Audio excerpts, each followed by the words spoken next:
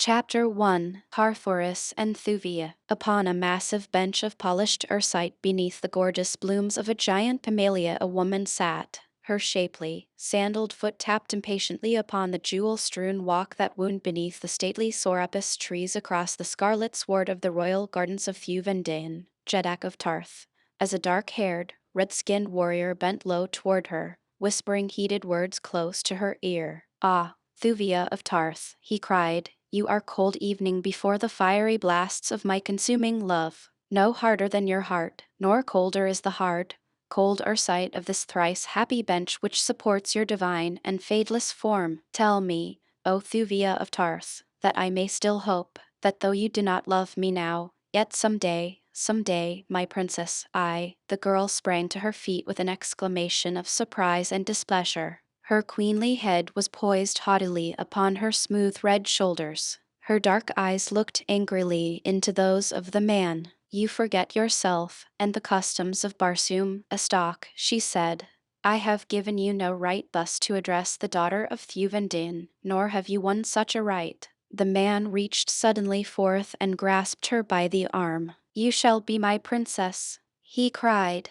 "By the breast of Isis, you shall, nor shall any other come between Astok, Prince of Dusar, and his heart's desire. Tell me that there is another, and I shall cut out his foul heart and fling it to the wild calots of the dead sea bottoms." At touch of the man's hand upon her flesh the girl went pallid beneath her coppery skin, for the persons of the royal women of the courts of Mars are held but little less than sacred. The act of Astok, Prince of Dusar, was profanation. There was no terror in the eyes of Thuvia of Tarth, only horror for the thing the man had done and for its possible consequences. "Release me." Her voice was level, frigid. The man muttered incoherently and drew her roughly toward him. "Release me," she repeated sharply, "or I call the guard, and the Prince of Dusar knows what that will mean." Quickly he threw his right arm about her shoulders and strove to draw her face to his lips. With a little cry she struck him full in the mouth with the massive bracelets that circled her free arm. "Kalat," she exclaimed, and then, "The guard! The guard! Hasten in protection of the Princess of Tarth." In answer to her call a dozen guardsmen came racing across the scarlet sward, their gleaming long swords naked in the sun, the metal of their accoutrements clanking against that of their leathern harness, and in their throats hoarse shouts of rage at the sight which met their eyes. But before they had passed half across the royal garden to where Astok of Dusar still held the struggling girl in his grasp, another figure sprang from a cluster of dense foliage that half hid a golden fountain close at hand. A tall, straight youth he was, with black hair and keen gray eyes, broad of shoulder and narrow of hip, a clean-limbed fighting man. His skin was but faintly tinged with the copper color that marks the red men of Mars from the other races of the dying planet. He was like them, and yet there was a subtle difference greater evening than that which lay in his lighter skin and his gray eyes. There was a difference, too, in his movements. He came on in great leaps that carried him so swiftly over the ground that the speed of the guardsmen was as nothing by comparison. Astok still clutched Thuvia's wrist as the young warrior confronted him. The newcomer wasted no time and he spoke but a single word. "Talat," he snapped, and then his clenched fist landed beneath the other's chin, lifting him high into the air and depositing him in a crumpled heap within the center of the pimalia bush beside the ursite bench. Her champion turned toward the girl. "Kaor, Thuvia of Tarth," he cried. "It seems that fate timed my visit well." "Kaor, Carthoris of Helium," the princess returned the young man's greeting, and what less could one expect of the son of such a sire? He bowed his acknowledgment of the compliment to his father, John Carter, warlord of Mars, and then the guardsmen, panting from their charge, came up just as the Prince of Dusar, bleeding at the mouth, and with drawn sword, crawled from the entanglement of the pimalia. Astok would have leaped to mortal combat with the son of Dejathoris, but the guardsmen pressed about him, preventing, though it was clearly evident that naught would have better pleased Carthoris of Helium. "But say the word, Thuvia of Tarth," he begged, "and naught will give me greater pleasure than meeting to this fellow the punishment he has earned." "It cannot be, Carthoris," she replied. Evening though he has forfeited all claim upon my consideration, yet is he the guest of the Jeddak, my father, and to him alone may he account for the unpardonable act he has committed. As you say, Thuvia, replied the Heliumite, but afterward he shall account to Carthoris, Prince of Helium, for this affront to the daughter of my father's friend. As he spoke, though, there burned in his eyes a fire that proclaimed a nearer, dear cause for his championship of this glorious daughter of Barsoom. The maid's cheek darkened beneath the satin of her transparent skin, and the eyes of Astok, Prince of Dusar, darkened, too, as he read that which passed unspoken between the two in the royal gardens of the Jeddak. And you to me, he snapped at Carthoris, answering the young man's challenge. The guard still surrounded Astok. It was a difficult position for the young officer who commanded it. His prisoner was the son of a mighty Jeddak. He was the guest of Thuvendin, until but now an honored guest upon whom every royal dignity had been showered. To arrest him forcibly could mean naught else than war, and yet he had done that which in the eyes of the Tarth warrior merited death. The young man hesitated. He looked toward his princess. She, too, guessed all that hung upon the action of the coming moment. For many years Dusar and Tarth had been at peace with each other. Their great merchant ships plied back and forth between the larger cities of the two nations. Evening now, far above the gold-shot scarlet dome of the Jeddak's palace, she could see the huge bulk of a giant freighter taking its majestic way through the thin Barsoomian air toward the west and Dusar. By a word, she may plunge these two mighty nations into a bloody conflict that would drain them of their bravest blood and their incalculable riches, leaving them all helpless against the inroads of their envious and less powerful neighbors, and at last a prey to the savage green hordes of the dead sea bottoms. No sense of fear influenced her decision, for fear is seldom known to the children of Mars. It was rather a sense of the responsibility that she, the daughter of their Jeddak, felt for the welfare of her father's people. I called you, Padwar, she said to the lieutenant of the guard, to protect the person of your princess and to keep the peace that must not be violated within the royal gardens of the Jeddak. That is all. You will escort me to the palace, and the Prince of Helium will accompany me. Without another glance in the direction of Astok she turned, and taking Carthoris' proffered hand, moved slowly toward the massive marble pile that housed the ruler of Tarth and his glittering court. On either side marched a file of guardsmen. Thus Thuvia of Tarth found a way out of a dilemma, escaping the necessity of placing her father's royal guest under forcible restraint, and at the same time separating the two princes, who otherwise would have been at each other's throat the moment she and the guard had departed. Beside the Pamalia stood Astok, his dark eyes narrowed to mere slits of hate beneath his lowering brows as he watched the retreating forms of the woman who had aroused the fiercest passions of his nature, and the man whom he now believed to be the one who stood between his love and its consummation. As they disappeared within the structure, Astok shrugged his shoulders, and with a murmured oath crossed the gardens toward another wing of the building, where he and his retinue were housed.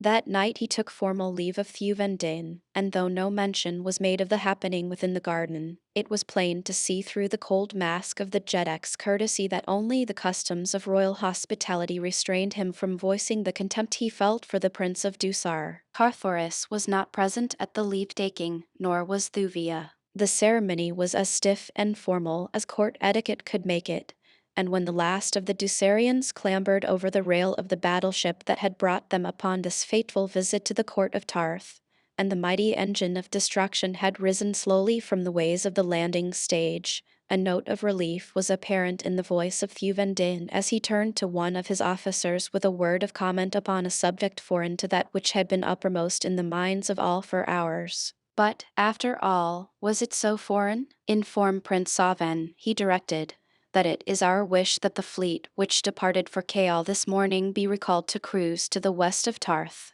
As the warship, bearing Astok back to the court of his father, turned toward the west, Thuvia of Tarth, sitting upon the same bench where the Prince of Dusar had affronted her, watched the twinkling lights of the craft growing smaller in the distance. Beside her, in the brilliant light of the near moon, sat Carthoris. His eyes were not upon the dim bulk of the battleship, but on the profile of the girl's upturned face. "Thuvia," he whispered, The girl turned her eyes toward his. His hand stole out to find hers, but she drew her own gently away. Thuvia of Tarth, I love you, cried the young warrior. Tell me that it does not offend. She shook her head sadly. The love of Carthoris of Helium, she said simply, could be naught but an honor to any woman. But you must not speak, my friend, of bestowing upon me that which I may not reciprocate. The young man got slowly to his feet. His eyes were wide in astonishment. It never had occurred to the Prince of Helium that Thuvia of Tarth may love another. But at Cadabra, he exclaimed, and later here at your father's court, what did you do, Thuvia of Tarth, that may have warned me that you could not return my love? And what did I do, Carthoris of Helium? She returned, that may lead you to believe that I did return it. He paused in thought, and then shook his head. Nothing, Thuvia, that is true. Yet I could have sworn you loved me truly. You well knew how near to worship has been my love for you. And how may I know it, Carthoris? She asked innocently. Did you ever tell me as much? Ever before have words of love for me fallen from your lips? But you must have known it, he exclaimed. I am like my father, witless in matters of the heart,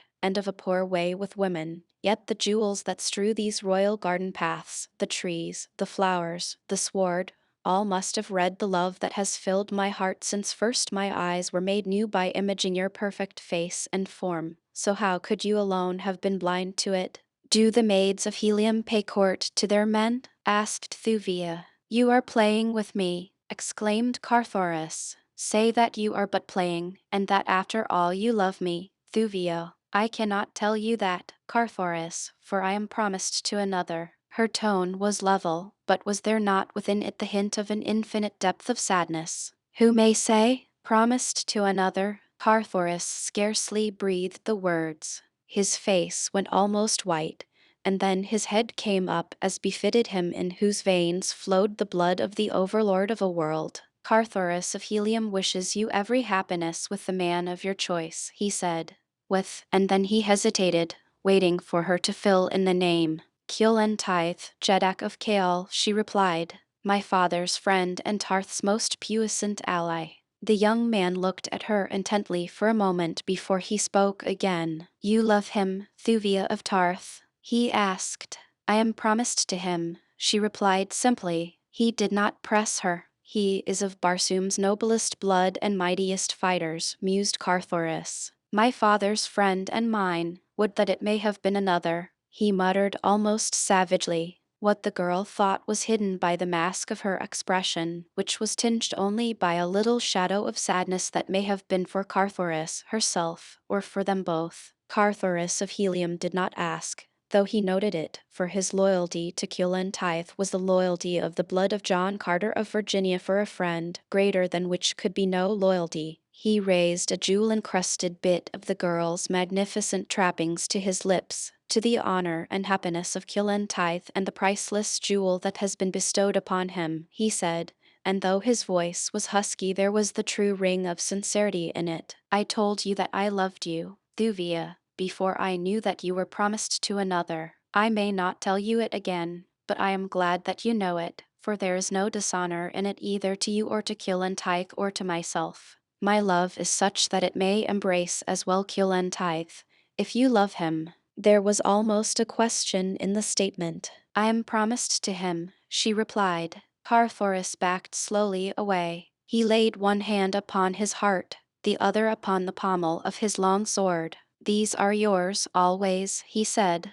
A moment later he had entered the palace and was gone from the girl's sight. Had he returned at once he would have found her prone upon the Ursite bench, her face buried in her arms. Was she weeping?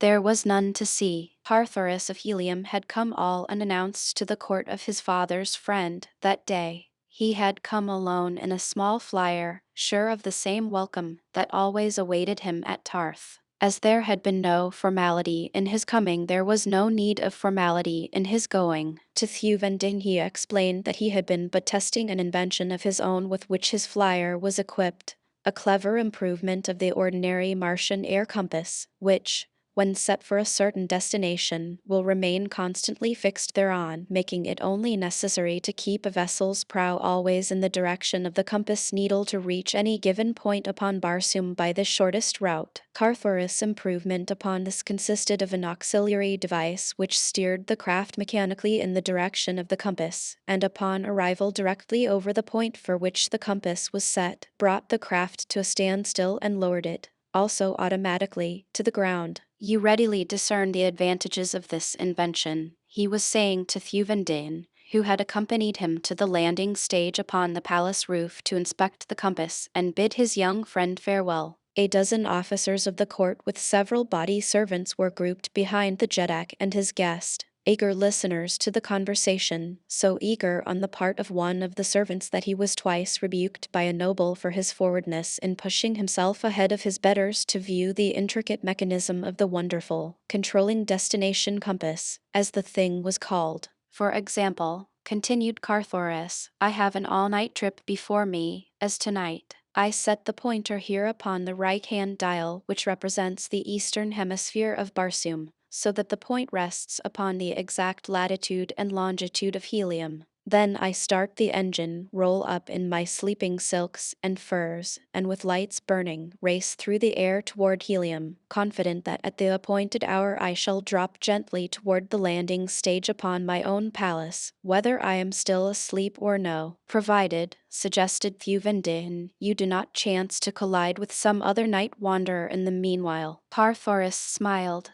No danger of that, he replied. See here, and he indicated a device at the right of the destination compass. This is my obstruction evader, as I call it. This visible device is the switch which throws the mechanism on or off. The instrument itself is below deck, geared both to the steering apparatus and the control levers. It is quite simple, being nothing more than a radium generator diffusing radioactivity in all directions to a distance of 100 yards or so from the flyer. Should this enveloping force be interrupted in any direction, a delicate instrument immediately apprehends the irregularity, at the same time imparting an impulse to a magnetic device which in turn actuates the steering mechanism, diverting the bow of the flyer away from the obstacle until the craft's radioactivity sphere is no longer in contact with the obstruction. Then she falls once more into her normal course. Should the disturbance approach from the rear, as in case of a faster-moving craft overhauling me, the mechanism actuates the speed control as well as the steering gear, and the flyer shoots ahead and either up or down, as the oncoming vessel is upon a lower or higher plane than herself. In aggravated cases, that is when the obstructions are many or of such a nature as to deflect the bow more than 45 degrees in any direction, or when the craft has reached its destination and dropped to within 100 yards of the ground, the mechanism brings her to a full stop, at the same time sounding a loud alarm which will instantly awaken the pilot. You see, I have anticipated almost every contingency. Thuvia smiled his appreciation of the marvelous device. The forward servant pushed almost to the flyer's side. His eyes were narrowed to slits. All but one, he said. The nobles looked at him in astonishment, and one of them grasped the fellow none too gently by the shoulder to push him back to his proper place. Carthoris raised his hand. Wait, he urged. Let us hear what the man has to say. No creation of mortal mind is perfect. Perhaps he has detected a weakness that it will be well to know at once. Come, my good fellow, and what may be the one contingency I have overlooked? As he spoke, Carthoris observed the servant closely for the first time. He saw a man of giant stature and handsome, as are all those of the race of Martian red men, but the fellow's lips were thin and cruel, and across one cheek was the faint, white line of a sword cut from the right temple to the corner of the mouth. Come, urged the Prince of Helium. Speak. The man hesitated. It was evident that he regretted the temerity that had made him the center of interested observation. But at last, seeing no alternative, he spoke. It may be tampered with, he said, by an enemy. Carthoris drew a small key from his leathern pocket pouch. Look at this, he said, handing it to the man. If you know aught of locks, you will know that the mechanism which this unlooses is beyond the cunning of a picker of locks. It guards the vitals of the instrument from crafty tampering. Without it, an enemy must half wreck the device to reach its heart, leaving his handiwork apparent to the most casual observer. The servant took the key, glanced at it shrewdly, and then, as he made to return it to Carthoris, dropped it upon the marble flagging. Turning to look for it, he planted the sole of his sandal full upon the glittering object. For an instant he bore all his weight upon the foot that covered the key. Then he stepped back, and with an exclamation as of pleasure that he had found it, stooped, recovered it, and returned it to the Heliumite. Then he dropped back to his station behind the nobles, and was forgotten. Chapter 2. Slavery. As the ruler of Tarth, followed by his courtiers, descended from the landing stage above the palace, the servants dropped into their places in the rear of their royal or noble masters, and behind the others one lingered to the last. Then, quickly stooping, he snatched the sandal from his right foot, slipping it into his pocket pouch. When the party had come to the lower levels, and the Jeddak had dispersed them by a sign, none noticed that the forward fellow who had drawn so much attention to himself before the Prince of Helium departed was no longer among the other servants, to whose retinue he had been attached. None had thought to inquire, for the followers of a Martian noble are many, coming and going at the whim of their master, so that a new face is scarcely ever questioned, as the fact that a man has passed within the palace walls is considered proof positive that his loyalty to the Jeddak is beyond question. So rigid is the examination of each who seeks service with the nobles of the court. A good rule that, and only relaxed by courtesy in favor of the retinue of visiting royalty from a friendly foreign power. It was late in the morning of the next day that a giant serving man in the harness of the house of a great Tarth noble passed out into the city from the palace gates. Along one broad avenue, and then another, he strode briskly until he had passed beyond the district of the nobles and had come to the place of shops. Here he sought a pretentious building that rose spire-like toward the heavens, its outer walls elaborately wrought with delicate carvings and intricate mosaics. It was the Palace of Peace Inn, which were housed the representatives of the foreign powers, or rather in which were located their embassies, for the ministers themselves dwelt in gorgeous palaces within the district occupied by the nobles. Here the man sought the embassy of Dusar. A clerk arose questioningly as he entered, and at his request to have a word with the minister asked his credentials. The visitor slipped a plain metal armlet from above his elbow, and pointing to an inscription upon its inner surface, whispered a word or two to the clerk. The latter's eyes went wide, and his attitude turned at once to one of deference. He bowed the stranger to a seat, and hastened to an inner room with the armlet in his hand. A moment later he reappeared, and conducted the caller into the presence of the minister. For a long time the two were closeted together, and when at last the giant serving man emerged from the inner office, his expression was cast in a smile of sinister satisfaction. From the Palace of Peace he hurried directly to the palace of the Dusarian minister. That night 2 swift flyers left the same palace top. One sped its rapid course toward Helium. The other, Thuvia of Tarth, strolled in the gardens of her father's palace, as was her nightly custom before retiring. Her silks and furs were drawn about her, for the air of Mars is chill after the sun has taken his quick plunge beneath the planet's western verge. The girl's thoughts wandered from her impending nuptials, that would make her Empress of Kaal, to the person of the trim young Heliumite who had laid his heart at her feet the preceding day. Whether it was pity or regret that saddened her expression as she gazed toward the southern heavens where she had watched the lights of his flyer disappear the previous night, it would be difficult to say. So, too, is it impossible to conjecture just what her emotions may have been as she discerned the lights of a flyer speeding rapidly out of the distance from that very direction, as though impelled toward her garden by the very intensity of the princess' thoughts. She saw it circle lower above the palace until she was positive that it but hovered in preparation for a landing. Soon the powerful rays of its searchlight shot downward from the bow. They fell upon the landing stage for a brief instant, revealing the figures of the Tarthian guard, picking into brilliant points of fire the gems upon their gorgeous harnesses. Then the blazing eye swept onward across the burnished domes and graceful minarets, down into court and park and garden to pause at last upon the Ursite bench and the girl standing there beside it, her face upturned full toward the flyer. For but an instant the searchlight halted upon Thuvia of Tarth.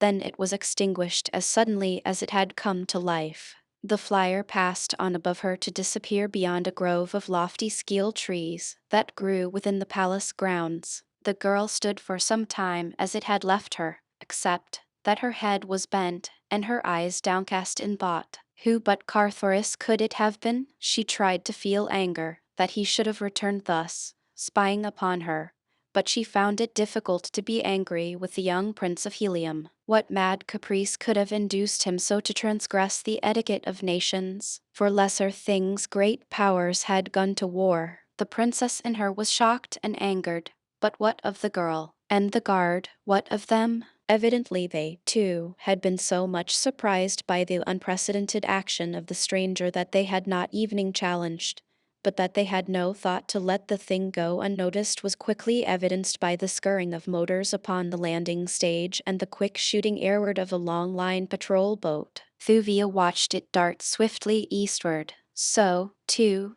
did other eyes watch. Within the dense shadows of the Skeel Grove, in a wide avenue beneath o'erspreading foliage, a flyer hung a dozen feet above the ground. From its deck keen eyes watched the far-fanning searchlight of the patrol boat. No light shone from the enshadowed craft. Upon its deck was the silence of the tomb. Its crew of a half-dozen red warriors watched the lights of the patrol boat diminishing in the distance. "The intellects of our ancestors are with us tonight," said one in a low tone. "No plan ever carried better," returned another. "They did precisely as the prince foretold." He who had first spoken turned toward the man who squatted before the control board. "Now," he whispered.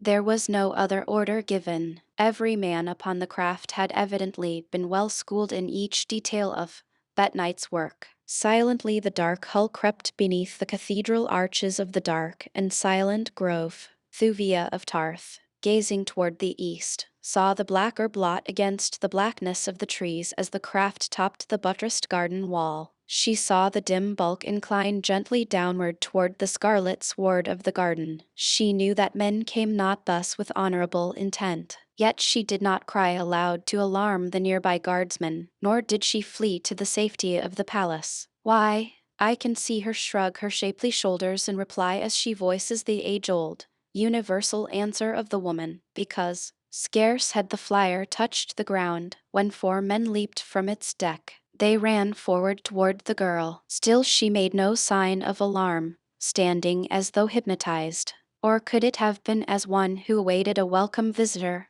Not until they were quite close to her did she move. Then the near moon, rising above the surrounding foliage, touched their faces, lighting all with the brilliancy of her silver rays. Thuvia of Tarth saw only strangers, warriors in the harness of Dusar. Now she took fright, but too late. Before she could voice but a single cry, rough hands seized her. A heavy silken scarf was wound about her head. She was lifted in strong arms and borne to the deck of the flyer. There was the sudden whirl of propellers, the rushing of air against her body, and, from far beneath, the shouting and the challenge from the guard. Racing toward the south, another flyer sped toward Helium. In its cabin a tall red man bent over the soft sole of an upturned sandal. With delicate instruments he measured the faint imprint of a small object, which appeared there. Upon a pad beside him was the outline of a key, and here he noted the results of his measurements. A smile played upon his lips as he completed his task,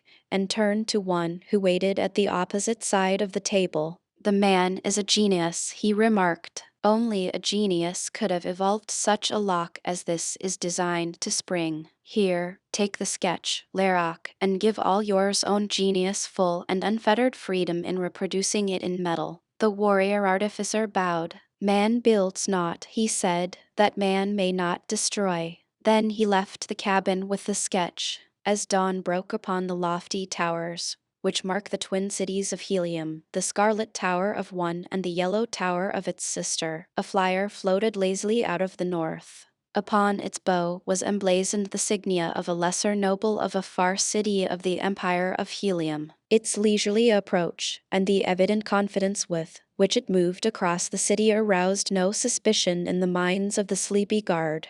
Their round of duty nearly done, they had little thought beyond the coming of those who were to relieve them. Peace reigned throughout Helium, stagnant, emasculating peace. Helium had no enemies. There was naught to fear. Without haste, the nearest air patrol swung sluggishly about and approached the stranger. At easy speaking distance, the officer upon her deck hailed the incoming craft. The cheery Kaor and the plausible explanation that the owner had come from distant parts for a few days of pleasure in gay Helium sufficed. The air patrol boat sheered off, passing again upon its way. The stranger continued toward a public landing stage, where she dropped into the ways and came to rest. At about the same time, a warrior entered her cabin. "It is done, Vascor," he said, handing a small metal key to the tall noble who had just risen from his sleeping silks and furs. "Good," exclaimed the latter. "You must have worked upon it all during the night, Larak." The warrior nodded. "Now fetch me the heliometic metal you wrought some days since," commanded Vascor. This done, the warrior assisted his master to replace the handsome jeweled metal of his harness with the plainer ornaments of an ordinary fighting man of Helium, and with the insignia of the same house that appeared upon the bow of the flyer. Vascor breakfasted on board. Then he emerged upon the aerial dock, entered an elevator, and was borne quickly to the street below, where he was soon engulfed by the early morning throng of workers hastening to their daily duties. Among them his warrior trappings were no more remarkable than is a pair of trousers upon Broadway. All Martian men are warriors, save those physically unable to bear arms. The tradesman and his clerk clank with their martial trappings as they pursue their vocations. The schoolboy, coming into the world, as he does, almost adult from the snowy shell that has encompassed his development for 5 long years, knows so little of life without a sword at his hip that he would feel the same discomfiture at going abroad unarmed that an earth boy would experience in walking the streets knickerbockerless. Vascor's destination lay in Greater Helium, which lies some 75 miles across the level plain from Lesser Helium. He had landed at the latter city because the air patrol is less suspicious and alert than that above the larger metropolis where lies the palace of the Jeddak. As he moved with a throng in the park-like canyon of the thoroughfare, the life of an awakening Martian city was in evidence about him. Houses, raised high upon their slender metal columns for the night, were dropping gently toward the ground. Among the flowers upon the scarlet sward, which lies about the buildings, children were already playing, and comely women laughing and chatting with their neighbors as they culled gorgeous blossoms for the vases within doors. The pleasant Kaor of the Barsumian greeting fell continually upon the ears of the stranger as friends and neighbors took up the duties of a new day. The district in which he had landed was residential, a district of merchants of the more prosperous sort. Everywhere were evidences of luxury and wealth. Slaves appeared upon every housetop with gorgeous silks and costly furs, laying them in the sun for airing. Jewel-encrusted women lolled evening thus early upon the carven balconies before their sleeping apartments. Later in the day they would repair to the roofs, when the slaves had arranged couches and pitched silken canopies to shade them from the sun. Strains of inspiring music broke pleasantly from open windows, for the Martians have solved the problem of attuning the nerves pleasantly to the sudden transition from sleep to waking that proves so difficult a thing for most Earth folk. Above him raced the long, light passenger flyers, plying, each in its proper plane, between the numerous landing stages for internal passenger traffic. Landing stages that tower high into the heavens are for the great international passenger liners. Freighters have other landing stages at various lower levels, to within a couple of 100 feet of the ground, nor dare any flyer rise or drop from one plane to another except in certain restricted districts, where horizontal traffic is forbidden. Along the close-cropped sward, which paves the avenue. Ground flyers were moving in continuous lines in opposite directions. For the greater part, they skimmed along the surface of the sward, soaring gracefully into the air at times to pass over a slower-going driver ahead or at intersections, where the north and south traffic has the right of way and the east and west must rise above it. From private hangars upon many a rooftop, flyers were darting into the line of traffic. Gay farewells and parting admonitions mingled with the whirring of motors and the subdued noises of the city. Yet with all the swift movement and the countless thousands rushing here and there, the predominant suggestion was that of luxurious ease and soft noiselessness. Martians dislike harsh, discordant clamor. The only loud noises they can abide are the martial sounds of war, the clash of arms, the collision of two mighty dreadnoughts of the air. To them there is no sweeter music than this. At the intersection of two broad avenues, Vascour descended from the street level to one of the great pneumatic stations of the city. Here he paid before a little wicket the fare to his destination with a couple of the dull, oval coins of helium.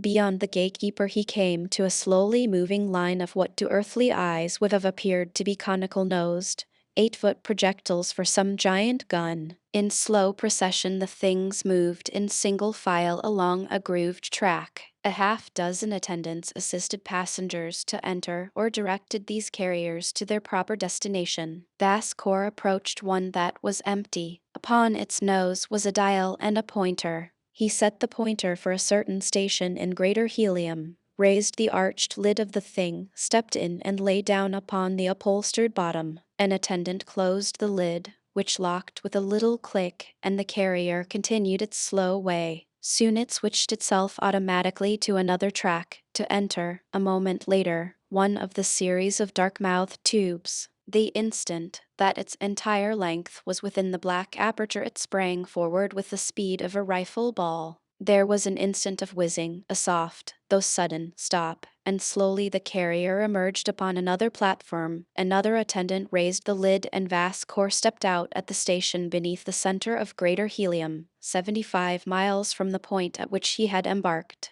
Here he sought the street level, stepping immediately into a waiting ground flyer. He spoke no word to the slave sitting in the driver's seat. It was evident that he had been expected, and that the fellow had received his instructions before his coming. Scarcely had Vascour taken his seat, when the flyer went quickly into the fast-moving procession, turning soon from the broad and crowded avenue into a less congested street. Soon it left the thronged district behind to enter a section of small shops, where it stopped before the entrance to one which bore the sign of a dealer in foreign silks. Vascour entered the low-ceiling room. A man at the far end motioned him toward an inner apartment, giving no further sign of recognition until he had passed in after the caller and closed the door. Then he faced his visitor, saluting deferentially. "Most noble," he commenced, but Vascour silenced him with a gesture. "No formalities," he said. "We must forget that I am aught other than your slave. If all has been as carefully carried out as it has been planned, we have no time to waste. Instead, we should be upon our way to the slave market. Are you ready?" The merchant nodded and, turning to a great chest, produced the unemblazoned trappings of a slave. These Vascour immediately donned. Then the two passed from the shop through a rear door, traversed a winding alley to an avenue beyond, where they entered a flyer which awaited them. 5 minutes later the merchant was leading his slave to the public market, where a great concourse of people filled the great open space in the center of which stood the slave block. The crowds were enormous today, for Carthoris, Prince of Helium, was to be the principal bidder. One by one the masters mounted the rostrum beside the slave block upon which stood their chattels. Briefly and clearly each recounted the virtues of his particular offering. When all were done, the majordomo of the Prince of Helium recalled to the block such as had favorably impressed him. For such he had made a fair offer. There was little haggling as to price, and none at all when Vascour was placed upon the block.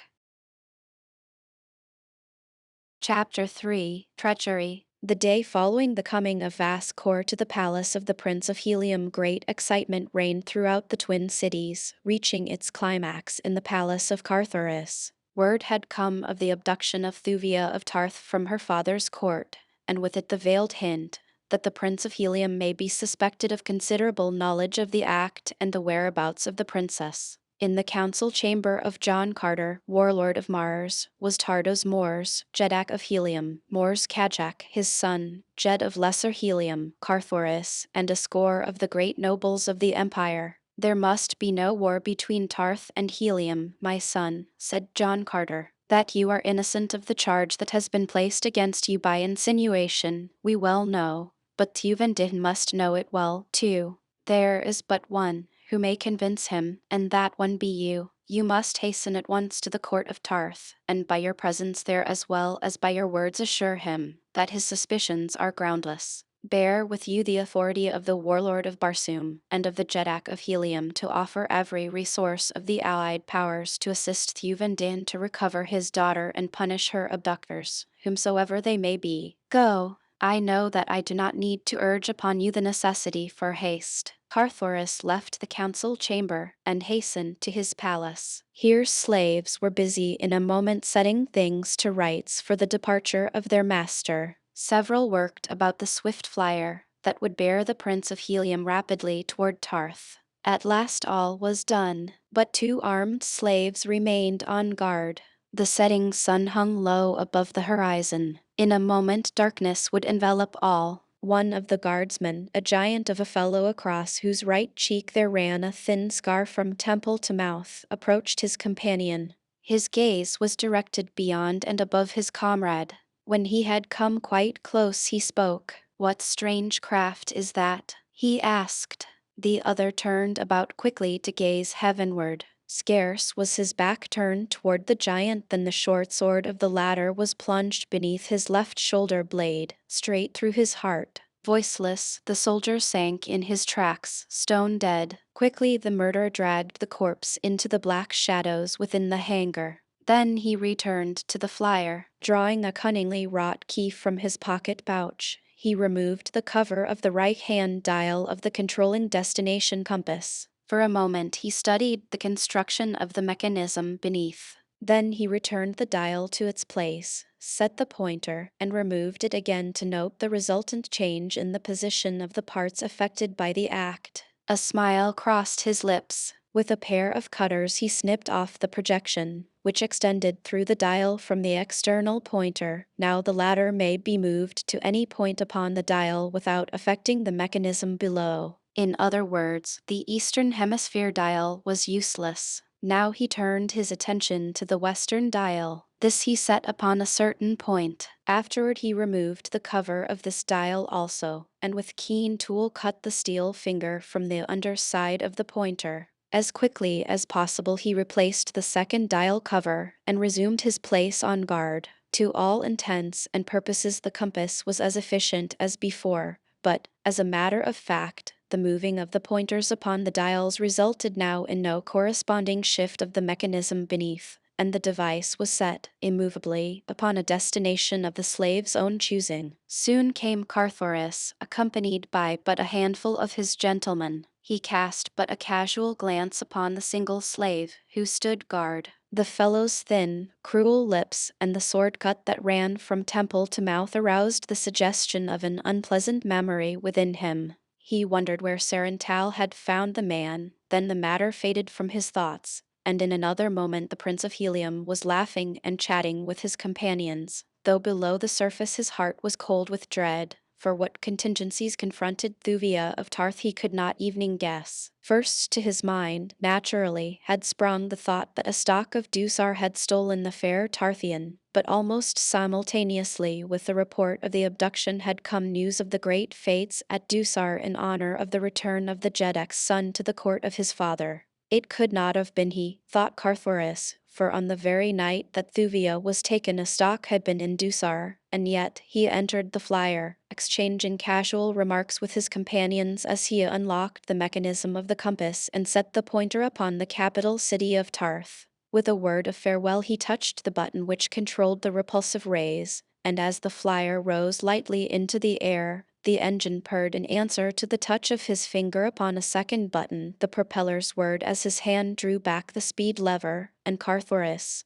Prince of Helium, was off into the gorgeous Martian night beneath the hurtling moons and the million stars. Scarce had the flyer found its speed before the man, wrapping his sleeping silks and furs about him, stretched at full length upon the narrow deck to sleep. But sleep did not come at once at his bidding. Instead, his thoughts ran riot in his brain, driving sleep away. He recalled the words of Thuvia of Tarth, words that had half assured him that she loved him, for when he had asked her if she loved Killentythe, she had answered only that she was promised to him. Now he saw that her reply was open to more than a single construction. It may, of course, mean that she did not love Killentythe, and so, by inference, be taken to mean that she loved another. But what assurance was there that the other was Carthoris of Helium? The more he thought upon it, the more positive he became, that not only was there no assurance in her words that she loved him,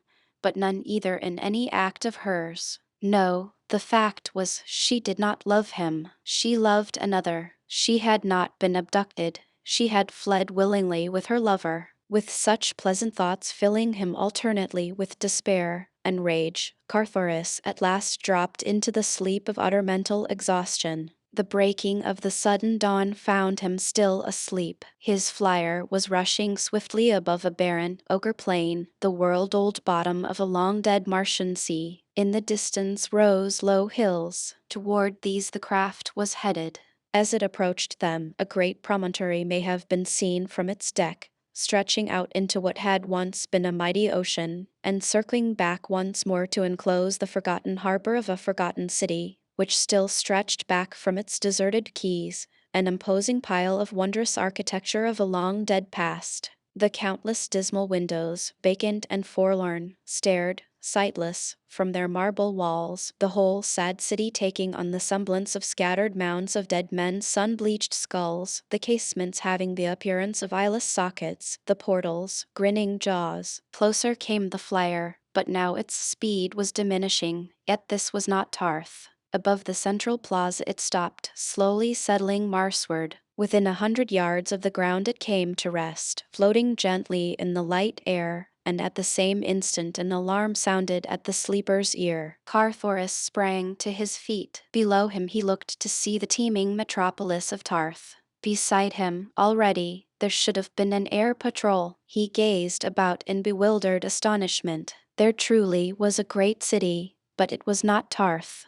No multitudes surged through its broad avenues. No signs of life broke the dead monotony of its deserted roof-tops. No gorgeous silks, no priceless furs lent life and color to the cold marble and the gleaming ursite. No patrol boat lay ready with its familiar challenge. Silent and empty lay the great city, empty and silent the surrounding air. What had happened? Carthoris examined the dial of his compass. The pointer was set upon Tarth. Could the creature of his genius have thus betrayed him? He would not believe it. Quickly he unlocked the cover, turning it back upon its hinge. A single glance showed him the truth, or at least a part of it, the steel projection that communicated the movement of the pointer upon the dial to the heart of the mechanism beneath had been severed. Who could have done the thing, and why? Carthoris could not hazard even a faint guess. But the thing now was to learn in what portion of the world he was, and then take up his interrupted journey once more. If it had been the purpose of some enemy to delay him, he had succeeded well, thought Carthoris, as he unlocked the cover of the second dial, the first having shown that its pointer had not been set at all. Beneath the second dial he found the steel pin severed as in the other, but the controlling mechanism had first been set for a point upon the western hemisphere. He had just time to judge his location roughly at some place southwest of Helium, and at a considerable distance from the Twin Cities, when he was startled by a woman's scream beneath him. Leaning over the side of the flyer, he saw what appeared to be a red woman being dragged across the plaza by a huge green warrior, one of those fierce, cruel denizens of the dead sea bottoms and deserted cities of dying Mars. Carthoris waited to see no more. Reaching for the control board, he sent his craft racing plummet-like toward the ground. The green man was hurrying his captive toward a huge thoat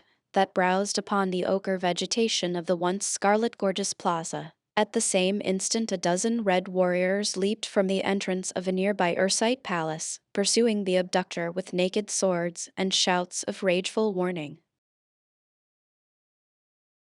Chapter 4: A Green Man's Captive. When the light of day broke upon the little craft to whose deck the Princess of Tarth had been snatched from her father's garden, Thuvia saw that the night had wrought a change in her abductors. No longer did their trappings gleam with the metal of Dusar, but instead there was emblazoned there the insignia of the Prince of Helium. The girl felt renewed hope, for she could not believe that in the heart of Carthoris could lie intent to harm her. She spoke to the warrior squatting before the control board. "Last night you wore the trappings of a Dusarian," she said.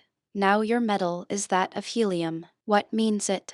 The man looked at her with a grin. "The Prince of Helium is no fool," he said. Just then an officer emerged from the tiny cabin. He reprimanded the warrior for conversing with a prisoner, nor would he himself reply to any of her inquiries. No harm was offered her during the journey, and so they came at last to their destination with the girl no wiser as to her abductors or their purpose than at first. Here the flyer settled slowly into the plaza of one of those mute monuments of Mars' dead and forgotten past. The deserted cities that fringe the sad ochre sea bottoms where once rolled the mighty floods upon whose bosoms moved the maritime commerce of the peoples that arc on forever. Thuvia of Tarth was no stranger to such places. During her wanderings in search of the river Is, that time she had set out upon what, for countless ages, had been the last, long pilgrimage of Martians, toward the valley door, where lies the lost Sea of Chorus. She had encountered several of these sad reminders of the greatness and the glory of ancient Barsoom, and again, during her flight from the temples of the holy Therns with Tars Tarkas, Jeddak of Thark, she had seen them, with their weird and ghostly inmates, the great white apes of Barsoom. She knew, too, that many of them were used now by the nomadic tribes of green men, but that among them all was no city that the red men did not shun, for without exception they stood amidst vast, waterless tracts, unsuited for the continued sustenance of the dominant race of Martians. Why, then, should they be bringing her to such a place? There was but a single answer. Such was the nature of their work, that they must needs seek the seclusion that a dead city afforded. The girl trembled at thought of her plight. For 2 days her captors kept her within a huge palace.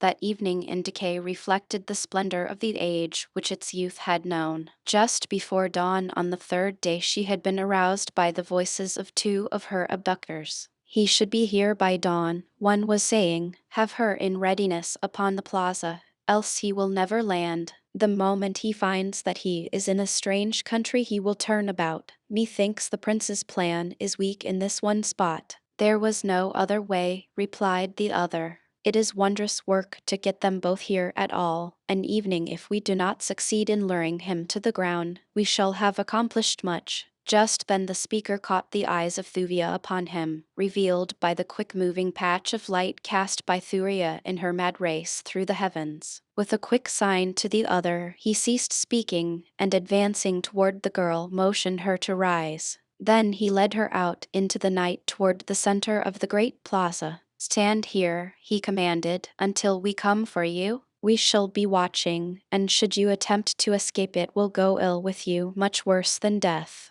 Such are the prince's orders." Then he turned and retraced his steps toward the palace, leaving her alone in the amid of the unseen terrors of the haunted city, for in truth these places are haunted in the belief of many Martians who still cling to an ancient superstition which teaches that the spirits of holy Therns who die before their allotted 1,000 years pass, on occasions, into the bodies of the great white apes. To Thuvia, however, the real danger of attack by one of these ferocious, man-like beasts was quite sufficient. She no longer believed in the weird soul transmigration that the Therns had taught her before she was rescued from their clutches by John Carter, but she well knew the horrid fate that awaited her should one of the terrible beasts chance to spy her during its nocturnal prowlings. What was that? Surely she could not be mistaken. Something had moved, stealthily, in the shadow of one of the great monoliths that line the avenue where it entered the plaza opposite her. Tharban, Jed among the hordes of turquoise rode swiftly across the ochre vegetation of the dead sea bottom toward the ruins of ancient Anther.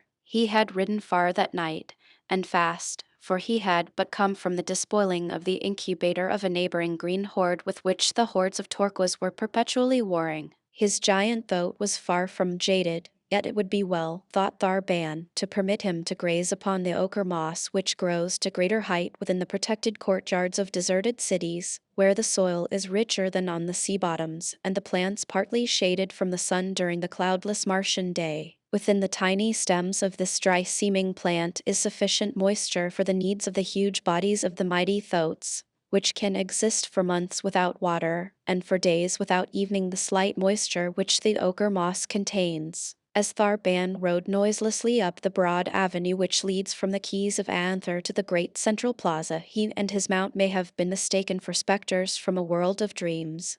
So grotesque the man and beast, so soundless the great thoats padded, nailless feet upon the moss-grown flagging of the ancient pavement. The man was a splendid specimen of his race. Fully 15 feet towered his great height from sole to pate. The moonlight glistened against his glossy green hide, sparkling the jewels of his heavy harness and the ornaments that weighted his 4 muscular arms, while the upcurving tusks that protruded from his lower jaw gleamed white and terrible. At the side of his throat were slung his long radium rifle and his great 40-foot metal-shod spear, while from his own harness depended his long sword and his short sword, as well as his lesser weapons. His protruding eyes and antennae-like ears were turning constantly here and there, for Tharban was yet in the country of the enemy, and, too, there was always the menace of the great white apes, which, John Carter was wont to say, are the only creatures that can arouse in the breasts of these fierce denizens of the dead sea bottoms even the remotest semblance of fear. As the rider neared the plaza, he reined suddenly in.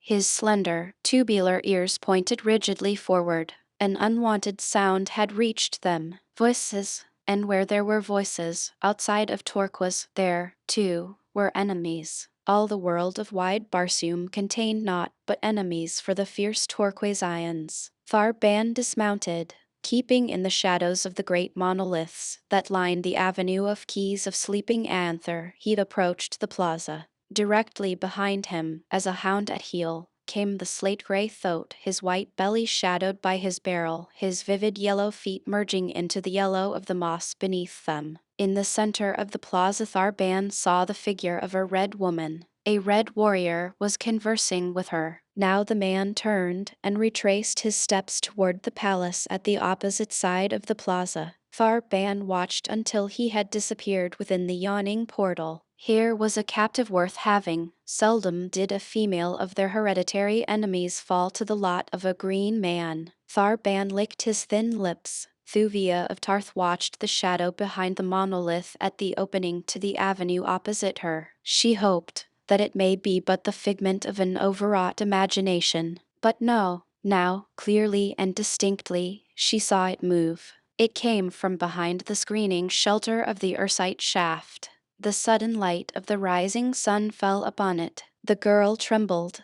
The thing was a huge green warrior. Swiftly it sprang toward her. She screamed and tried to flee, but she had scarce turned toward the palace when a giant hand fell upon her arm. She was whirled about, and half dragged, half carried toward a huge thoat that was slowly grazing out of the avenue's mouth onto the ochre moss of the plaza. At the same instant she turned her face upward toward the whirring sound of something above her, and there she saw a swift flyer dropping toward her, the head and shoulders of a man leaning far over the side, but the man's features were deeply shadowed, so that she did not recognize them. Now from behind her came the shouts of her red abductors. They were racing madly after him. Who dared to steal what they already had stolen? As Tharban reached the side of his mount, he snatched his long radium rifle from its boot and, wheeling, poured 3 shots into the oncoming red men. Such is the uncanny marksmanship of these Martian savages, that 3 red warriors dropped in their tracks as 3 projectiles exploded in their vitals.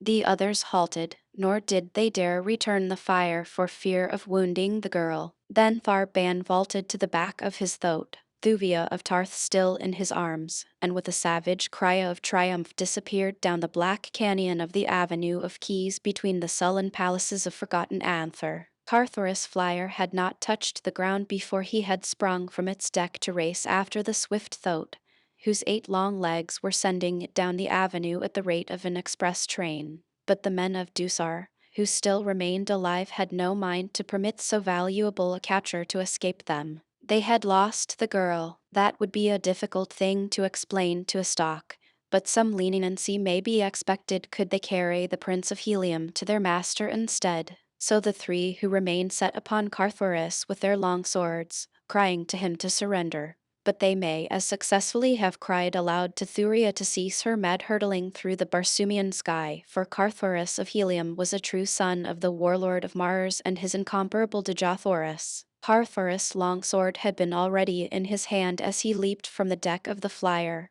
so the instant that he realized the menace of the 3 red warriors, he wheeled to face them, meeting their onslaught as only John Carter himself may have done. So swift his sword, so mighty and agile his half-earthly muscles, that one of his opponents was down, crimsoning the ochre moss with his life-blood, when he had scarce made a single pass at Carthoris. Now the 2 remaining Dusarians rushed simultaneously upon the Heliumite. 3 long swords clashed and sparkled in the moonlight, until the great white apes, roused from their slumbers, crept to the lowering windows of the dead city to view the bloody scene beneath them. Thrice was Carthoris touched, so that the red blood ran down his face, blinding him and dyeing his broad chest. With his free hand he wiped the gore from his eyes, and with a fighting smile of his father touching his lips, leaped upon his antagonists with renewed fury. A single cut of his heavy sword severed the head of one of them, and then the other, backing away clear of that point of death, turned and fled toward the palace at his back. Carthoris made no step to pursue. He had other concern than the meeting of evening well-deserved punishment to strange men, who masqueraded in the meadow of his own house, for he had seen that these men were tricked out in the insignia that marked his personal followers. Turning quickly toward his flyer, he was soon rising from the plaza in pursuit of Tharban.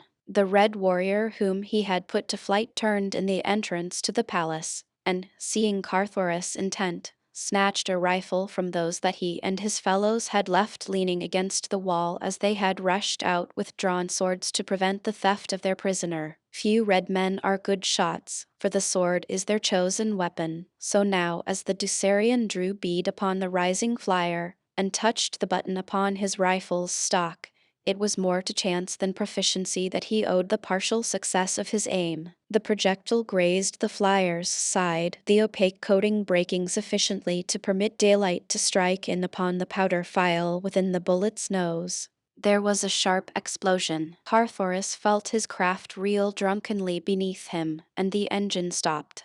The momentum the airboat had gained carried her on over the city toward the sea bottom beyond. The red warrior in the plaza fired several more shots, none of which scored. Then a lofty minaret shut the drifting quarry from his view. In the distance before him Carthoris could see the green warrior bearing Thuvia of Tarth away upon his mighty thoat. The direction of his flight was toward the northwest of Anther, where lay a mountainous country little known to red men. The Heliumite now gave his attention to his injured craft. A close examination revealed the fact that one of the buoyancy tanks had been punctured, but the engine itself was uninjured. A splinter from the projectile had damaged one of the control levers beyond the possibility of repair outside a machine shop. But after considerable tinkering, Carthoris was able to propel his wounded flyer at low speed, a rate which could not approach the rapid gait of the thoat, whose 8 long, powerful legs carried it over the ochre vegetation of the dead sea bottom at terrific speed. The Prince of Helium chafed and fretted at the slowness of his pursuit, yet he was thankful that the damage was no worse, for now he could at least move more rapidly than on foot.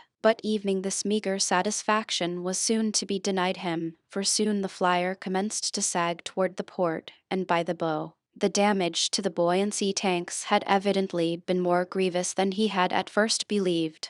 All the balance of that long day Carthoris crawled erratically through the still air, the bow of the flyer sinking lower and lower, and the list to port becoming more and more alarming, until at last, near dark, he was floating almost bow down, his harness buckled to a heavy deck ring to keep him from being precipitated to the ground below. His forward movement was now confined to a slow drifting with a gentle breeze that blew out of the southeast, and when this died down with the setting of the sun, he let the flyer sink gently to the mossy carpet beneath. Far before him loomed the mountains toward which the green man had been fleeing when last he had seen him, and with dogged resolution the son of John Carter, endowed with the indomitable will of his mighty sire, took up the pursuit on foot. All that night he forged ahead until, with the dawning of a new day, he entered the low foothills that guard the approach to the fastness of the mountains of Turquoise. Rugged, granitic walls towered before him. Nowhere could he discern an opening through the formidable barrier. Yet somewhere into this inhospitable world of stone the green warrior had borne the woman of the red man's heart's desire. Across the yielding moss of the sea bottom there had been no spur to follow, for the soft pads of the thoat but pressed down in his swift passage the resilient vegetation which sprang up again behind his fleeting feet, leaving no sign. But here in the hills, where loose rock occasionally strewed the way, where black loam and wild flowers partially replaced the somber monotony of the waste places of the lowlands, Carthoris hoped to find some sign that would lead him in the right direction. Yet, search as he would, the baffling mystery of the trail seemed likely to remain forever unsolved. It was drawing toward the day's close once more, when the keen eyes of the Heliumite discerned the tawny yellow of a sleek hide moving among the boulders several hundred yards to his left. Crouching quickly behind a large rock, Carthoris watched the thing before him.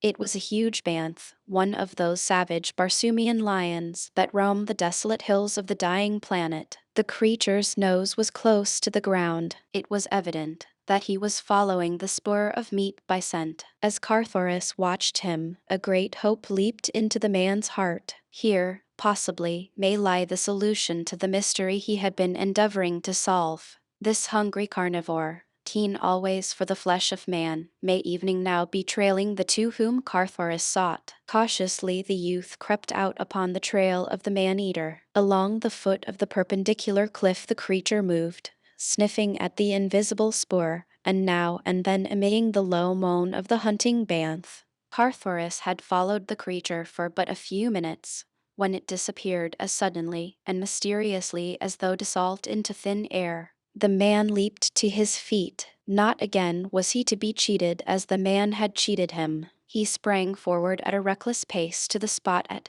which he last had seen the great, skulking brute. Before him loomed the sheer cliff, its face unbroken by any aperture into which the huge bantha may have wormed its great carcass. Beside him was a small, flat boulder, not larger than the deck of a 10-man flyer, nor standing to a greater height than twice his own stature. Perhaps the bantha was in hiding behind this. The brute may have discovered the man upon his trail, and evening now be lying in wait for his easy prey. Cautiously, with drawn long sword, Carthoris crept around the corner of the rock. There was no bantha there, but something which surprised him infinitely more than would the presence of 20 banthas. Before him yawned the mouth of a dark cave leading downward into the ground. Through this the bantha must have disappeared. Was it his lair, within its dark and forbidding interior? May there not lurk not one but many of the fearsome creatures? Carthoris did not know, nor, with the thought that had been spurring him onward upon the trail of the creature uppermost in his mind,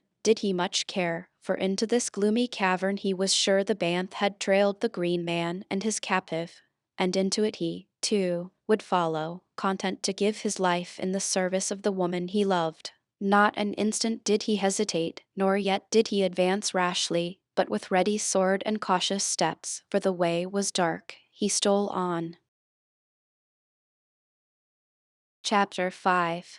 The fair race. Downward along a smooth, broad floor led the strange tunnel, for such Carthoris was now convinced was the nature of the shaft he at first had thought but a cave. Before him he could hear the occasional low moans of the bantha, and soon from behind came a similar uncanny note. Another bantha had entered the passageway on his trail. His position was anything but pleasant. His eyes could not penetrate the darkness evening to the distinguishing of his hand before his face, while the banths, he knew, could see quite well, though absence of light were utter. No other sounds came to his ears than the dismal, bloodthirsty moanings of the beast ahead and the beast behind. The tunnel had led straight, from where he had entered it beneath the side of the rock furthest from the unscalable cliffs, toward the mighty barrier that had baffled him so long. Now it was running almost level, and soon he noted a gradual ascent. The beast behind him was gaining upon him,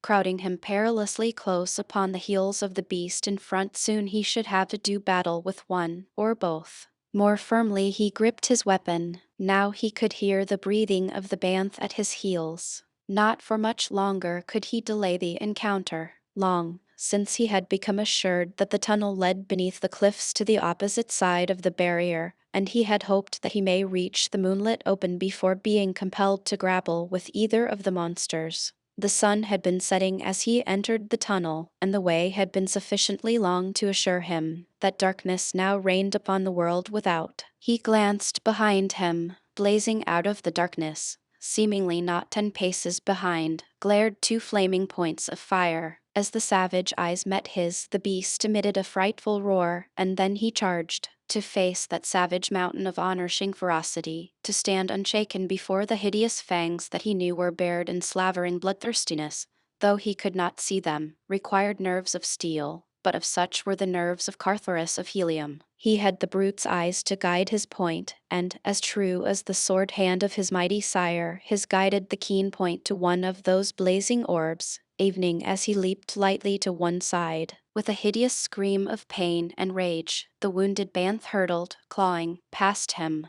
Then it turned to charge once more, but this time Carthoris saw but a single gleaming point of fiery hate directed upon him. Again the needle point met its flashing target. Again the horrid cry of the stricken beast reverberated through the rocky tunnel, shocking in its torture-laden shrillness, deafening in its terrific volume. But now, as it turned to charge again, the man had no guide by which to direct his point. He heard the scraping of the padded feet upon the rocky floor. He knew the thing was charging down upon him once again, but he could see nothing. Yet, if he could not see his antagonist, neither could his antagonist now see him. Leaping, as he thought, to the exact center of the tunnel, he held his sword point ready on a line with the beast's chest. It was all that he could do, hoping that chance may send the point into the savage heart as he went down beneath the great body. So quickly was the thing over that Carthoris could scarce believe his senses as the mighty body rushed madly past him. Either he had not placed himself in the center of the tunnel, or else the blinded banth had erred in its calculations. However, the huge body missed him by a foot, and the creature continued on down the tunnel as though in pursuit of the prey that had eluded him. Carthoris, too, followed the same direction, nor was it long before his heart was gladdened by the sight of the moonlit exit from the long, dark passage. Before him lay a deep hollow, entirely surrounded by gigantic cliffs. The surface of the valley was dotted with enormous trees, a strange sight so far from a Martian waterway. The ground itself was clothed in brilliant scarlet sward, picked out with innumerable patches of gorgeous wild flowers. Beneath the glorious effulgence of the 2 moons, the scene was one of indescribable loveliness, tinged with the weirdness of strange enchantment. For only an instant, however, did his gaze rest upon the natural beauties outspread before him. Almost immediately they were riveted upon the figure of a great banth standing across the carcass of a new-killed thoat. The huge beast, his tawny mane bristling around his hideous head, kept his eyes fixed upon another banth that charged erratically here and there, with shrill screams of pain, and horrid roars of hate and rage. Carthoris quickly guessed that the second brute was the one he had blinded during the fight in the tunnel, but it was the dead thoat that scented his interest more than either of the savage carnivores. The harness was still upon the body of the huge Martian mount, and Carthoris could not doubt but that this was the very animal upon which the green warrior had borne away Thuvia of Tarth. But where were the rider and his prisoner? The Prince of Helium shuddered as he thought upon the probability of the fate that had overtaken them. Human flesh is the food most craved by the fierce Barsoomian lion, whose great carcass and giant thews require enormous quantities of meat to sustain them. 2 human bodies would have but whetted the creature's appetite,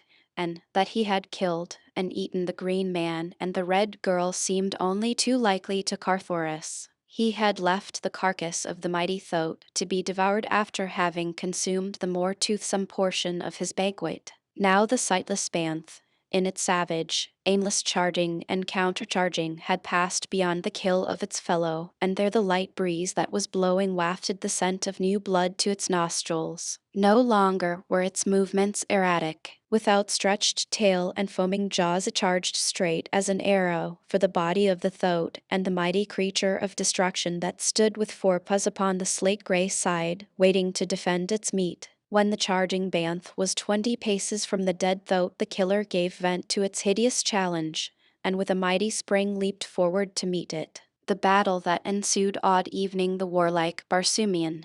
The mad rending, the hideous and deafening roaring, the implacable savagery of the blood-stained beasts held him in the paralysis of fascination, and when it was over and the 2 creatures, their heads and shoulders torn to ribbons, lay with their dead jaws still buried in each other's bodies, Carthoris tore himself from the spell only by an effort of the will. Hurrying to the side of the dead Thoat, he searched for traces of the girl he feared had shared the Thoat's fate, but nowhere could he discover anything to confirm his fears. With slightly lightened heart he started out to explore the valley, but scarce a dozen steps had he taken, when the glistening of a jeweled bauble lying on the sward caught his eye. As he picked it up, his first glance showed him that it was a woman's hair ornament, and emblazoned upon it was the insignia of the royal house of Tarth. But, sinister discovery, blood, still wet, splotched the magnificent jewels of the setting. Carthoris half choked as the dire possibilities which the thing suggested presented themselves to his imagination. Yet he would not believe it. It was impossible that that radiant creature could have met so hideous an end. It was incredible that the glorious Thuvia should ever cease to be, upon his already jewel-encrusted harness, to the strap that crossed his great chest beneath which beat his loyal heart. Carthoris, Prince of Helium, fastened the gleaming thing that Thuvia of Tarth had worn, and wearing had made holy to the Heliumite. Then he proceeded upon his way into the heart of the unknown valley. For the most part the giant trees shut off his view to any but the most limited distances. Occasionally he caught glimpses of the towering hills that bounded the valley upon every side, and though they stood out clear beneath the light of the 2 moons, he knew that they were far off, and that the extent of the valley was immense. For half the night he continued his search, until soon he was brought to a sudden halt by the distant sound of squealing Thoats. Guided by the noise of these habitually angry beasts, he stole forward through the trees until at last he came upon a level, treeless plain, in the center of which a mighty city reared its burnished domes and vividly colored towers. About the walled city the red man saw a huge encampment of the green warriors of the dead sea bottoms, and as he let his eyes rove carefully over the city he realized that here was no deserted metropolis of a dead past.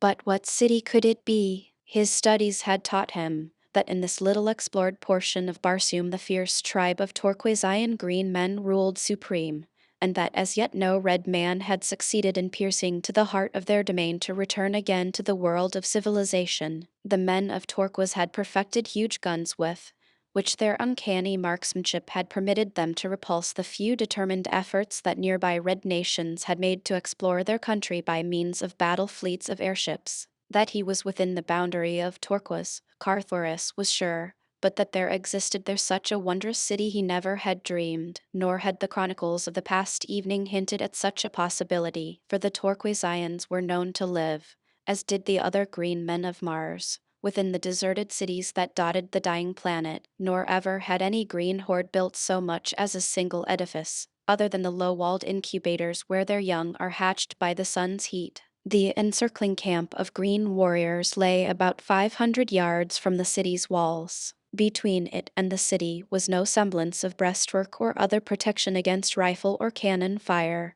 Yet distinctly now in the light of the rising sun Carthoris could see many figures moving along the summit of the high wall, and upon the roof tops beyond. That they were beings like himself he was sure, though they were at too great distance from him for him to be positive that they were red men. Almost immediately after sunrise the green warriors commenced firing upon the little figures upon the wall. To Carthoris' surprise the fire was not returned, but soon the last of the city's inhabitants had sought shelter from the weird marksmanship of the green men, and no further sign of life was visible beyond the wall. Then Carthoris, keeping within the shelter of the trees that fringed the plain, began circling the rear of the besiegers' line, hoping against hope that somewhere he would obtain sight of Thuvia of Tarth. For evening now he could not believe that she was dead. That he was not discovered was a miracle, for mounted warriors were constantly riding back and forth from the camp into the forest. But the long day wore on, and still he continued his seemingly fruitless quest, until, near sunset, he came opposite a mighty gate in the city's western wall. Here seemed to be the principal force of the attacking horde.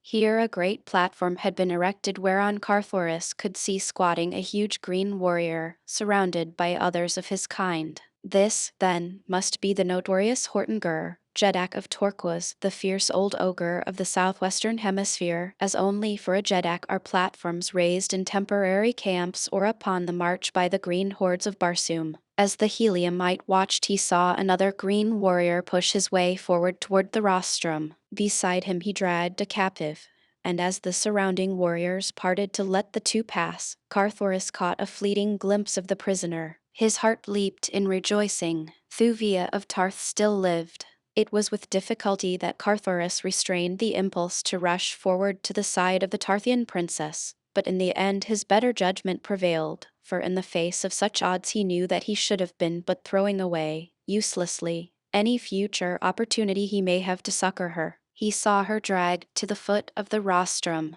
He saw Horton address her. He could not hear the creature's words, nor Thuvia's reply, but it must have angered the green monster, for Carthoris saw him leap toward the prisoner, striking her a cruel blow across the face with his metal-banded arm. Then the son of John Carter, Jeddak of Jeddaks, warlord of Barsoom, went mad. The old, blood-red haze through which his sire had glared at countless foes floated before his eyes. His half-earthly muscles, responding quickly to his will, sent him in enormous leaps and bounds toward the green monster that had struck the woman he loved. The Torquasians were not looking in the direction of the forest. All eyes had been upon the figures of the girl and their Jeddak, and loud was the hideous laughter that rang out in appreciation of the wit of the Green Emperor's reply to his prisoner's appeal for liberty. Carthoris had covered about half the distance between the forest and the green warriors, when a new factor succeeded in still further directing the attention of the latter from him. Upon a high tower within the beleaguered city a man appeared. From his upturned mouth there issued a series of frightful shrieks, uncanny shrieks that swept, shrill and terrifying, across the city's walls, over the heads of the besiegers, and out across the forest to the uttermost confines of the valley. Once, twice, thrice the fearsome sound smote upon the ears of the listening green men, and then far, far off across the broad woods came sharp and clear from the distance an answering shriek. It was but the first. From every point rose similar savage cries, until the world seemed to tremble to their reverberations. The green warriors looked nervously this way and that. They knew not fear, as earthmen may know it, but in the face of the unusual their wonted self-assurance deserted them. And then the great gate in the city wall opposite the platform of Horton swung suddenly wide. From it issued as strange a sight as Carthoris ever had witnessed, though at the moment he had time to cast but a single fleeting glance at the tall bowmen emerging through the portal behind their long, oval shields, to note their flowing auburn hair, and to realize that the growling things at their side were fierce Barsoomian lions. Then he was in the amid of the astonished Torquasians. With drawn longsword he was among them, and to Thuvia of Tarth, whose startled eyes were the first to fall upon him, it seemed that she was looking upon John Carter himself.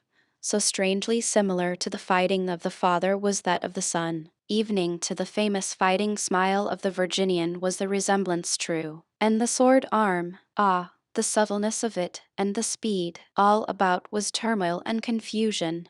Green warriors were leaping to the backs of their restive, squealing thoats. Coyotes were growling out their savage gutturals, whining to be at the throats of the oncoming foemen. Thurban and another by the side of the rostrum had been the first to note the coming of Carthoris, and it was with them he battled for possession of the Red Girl, while the others hastened to meet the host advancing from the beleaguered city. Carthoris sought both to defend Thuvia of Tarth and reach the side of the hideous Hortinger, that he may avenge the blow the creature had struck the girl. He succeeded in reaching the rostrum, over the dead bodies of two warriors who had turned to join Thurban and his companion in repulsing this adventurous red man, just as Hortinger was about to leap from it to the back of his thoat. The attention of the green warriors turned principally upon the bowmen advancing upon them from the city, and upon the savage banths that paced beside them, cruel beasts of war, infinitely more terrible than their own savage coyotes. As Carthoris leaped to the rostrum, he drew Thuvia up beside him, and then he turned upon the departing Jeddak with an angry challenge and a sword thrust. As the Heliumite's point pricked his green hide, Hortinger turned upon his adversary with a snarl, but at the same instant 2 of his chieftains called to him to hasten, for the charge of the fair-skinned inhabitants of the city was developing into a more serious matter than the Torquesians had anticipated. Instead of remaining to battle with the red man, Hortinger promised him his attention after he had disposed of the presumptuous citizens of the walled city, and, leaping astride his thoat, galloped off to meet the rapidly advancing bowmen. The other warriors quickly followed their Jeddak, leaving Thuvia and Carthoris alone upon the platform. Between them and the city raged a terrific battle. The fair-skinned warriors, armed only with their long bows and a kind of short-handled war-axe, were almost helpless beneath the savage mounted green men at close quarters, but at a distance their sharp arrows did fully as much execution as the radium projectiles of the green men.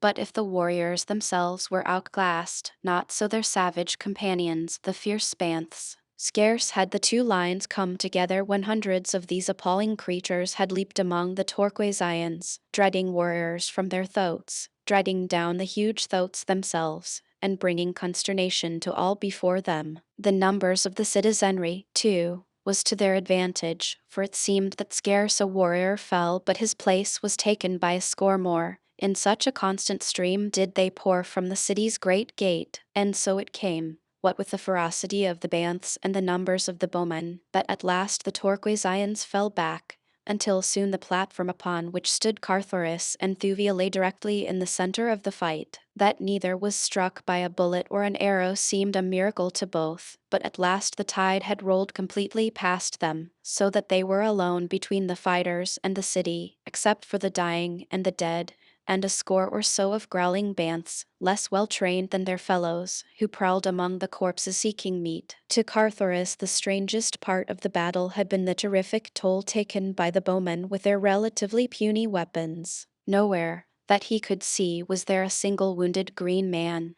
but the corpses of their dead lay thick upon the field of battle. Death seemed to follow instantly the slightest pinprick of a bowman's arrow, nor apparently did one ever miss its goal. There could be but one explanation. The missiles were poison-tipped. Soon the sounds of conflict died in the distant forest. Quiet reigned, broken only by the growling of the devouring banths. Carthoris turned toward Thuvia of Tarth. As yet neither had spoken. "Where are we, Thuvia?" he asked.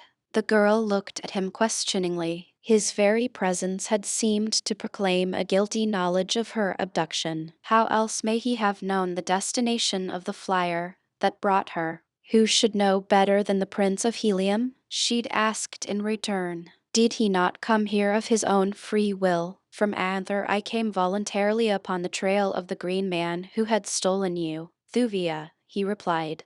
But from the time I left Helium until I awoke above Anther I thought myself bound for Tarth. It had been intimated that I had guilty knowledge of your abduction, he explained simply, and I was hastening to the Jeddak, your father, to convince him of the falsity of the charge, and to give my service to your recovery. Before I left Helium someone tampered with my compass, so that it bore me to Anther instead of to Tarth. That is all. You believe me?" "But the warriors who stole me from the garden," she exclaimed. "After we arrived at Anther, they wore the medal of the Prince of Helium. When they took me, they were trapped in Dusarian harness. There seemed but a single explanation. Whoever dared the outrage wished to put the onus upon another, should he be detected in the act. But once safely away from Tarth, he felt safe in having his minions return to their own harness." "You believe that I did this thing, Thuvia?" he asked. "Ah, Carthoris," she replied sadly, "I did not wish to believe it, but when everything pointed to you, evening, then I would not believe it." "I did not do it, Thuvia," he said. "But let me be entirely honest with you. As much as I love your father, as much as I respect Kilentithe, to whom you are betrothed, as well as I know the frightful consequences that must have followed such an act of mine hurling into war, as it would, three of the greatest nations of Barsoom, yet, notwithstanding all this, I should not have hesitated to take you thus, Thuvia of Tarth, had you evening hinted that it would not have displeased you. But you did nothing of the kind, and so I am here, not in my own service, but in yours, and in the service of the man to whom you are promised, to save you for him, if it lies within the power of man to do so," he concluded, almost bitterly. Thuvia of Tarth looked into his face for several moments. Her breast was rising and falling as though to some resistless emotion. She half took a step toward him, her lips parted as though to speak, swiftly and impetuously, and then she conquered whatever had moved her. "The future acts of the Prince of Helium," she said coldly, "must constitute the proof of his past honesty of purpose." Carthoris was hurt by the girl's tone as much as by the doubt as to his integrity, which her words implied. He had half hoped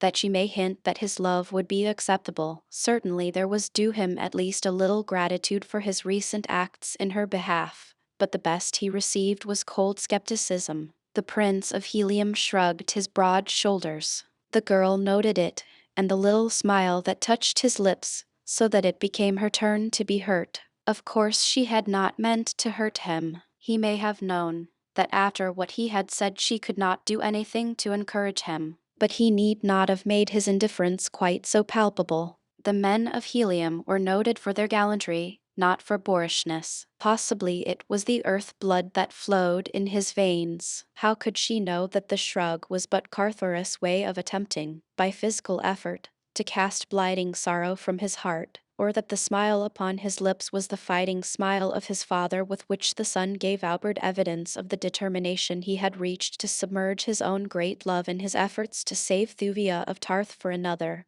because he believed that she loved this other. He reverted to his original question. "Where are we?" he asked. "I do not know." "Nor I," replied the girl. "Those who stole me from Tarth spoke among themselves of Anther, so that I thought it possible that the ancient city to which they took me was that famous ruin, but where we may be now I have no idea." "When the bowmen return we shall doubtless learn all that there is to know," said Carthoris. "Let us hope that they prove friendly." "What race may they be?" "Only in the most ancient of our legends and in the mural paintings of the deserted cities of the Dead Sea bottoms are depicted such a race of auburn-haired, fair-skinned people. Can it be that we have stumbled upon a surviving city of the past which all Barsoom believes buried beneath the ages?" Thuvia was looking toward the forest into which the green men and the pursuing bowmen had disappeared. From a great distance came the hideous cries of banths and an occasional shot. "It is strange that they do not return," said the girl. "One would expect to see the wounded limping or being carried back to the city," replied Carthoris, with a puzzled frown. "But how about the wounded near the city? Have they carried them within?" Both turned their eyes toward the field between them and the walled city, where the fighting had been most furious.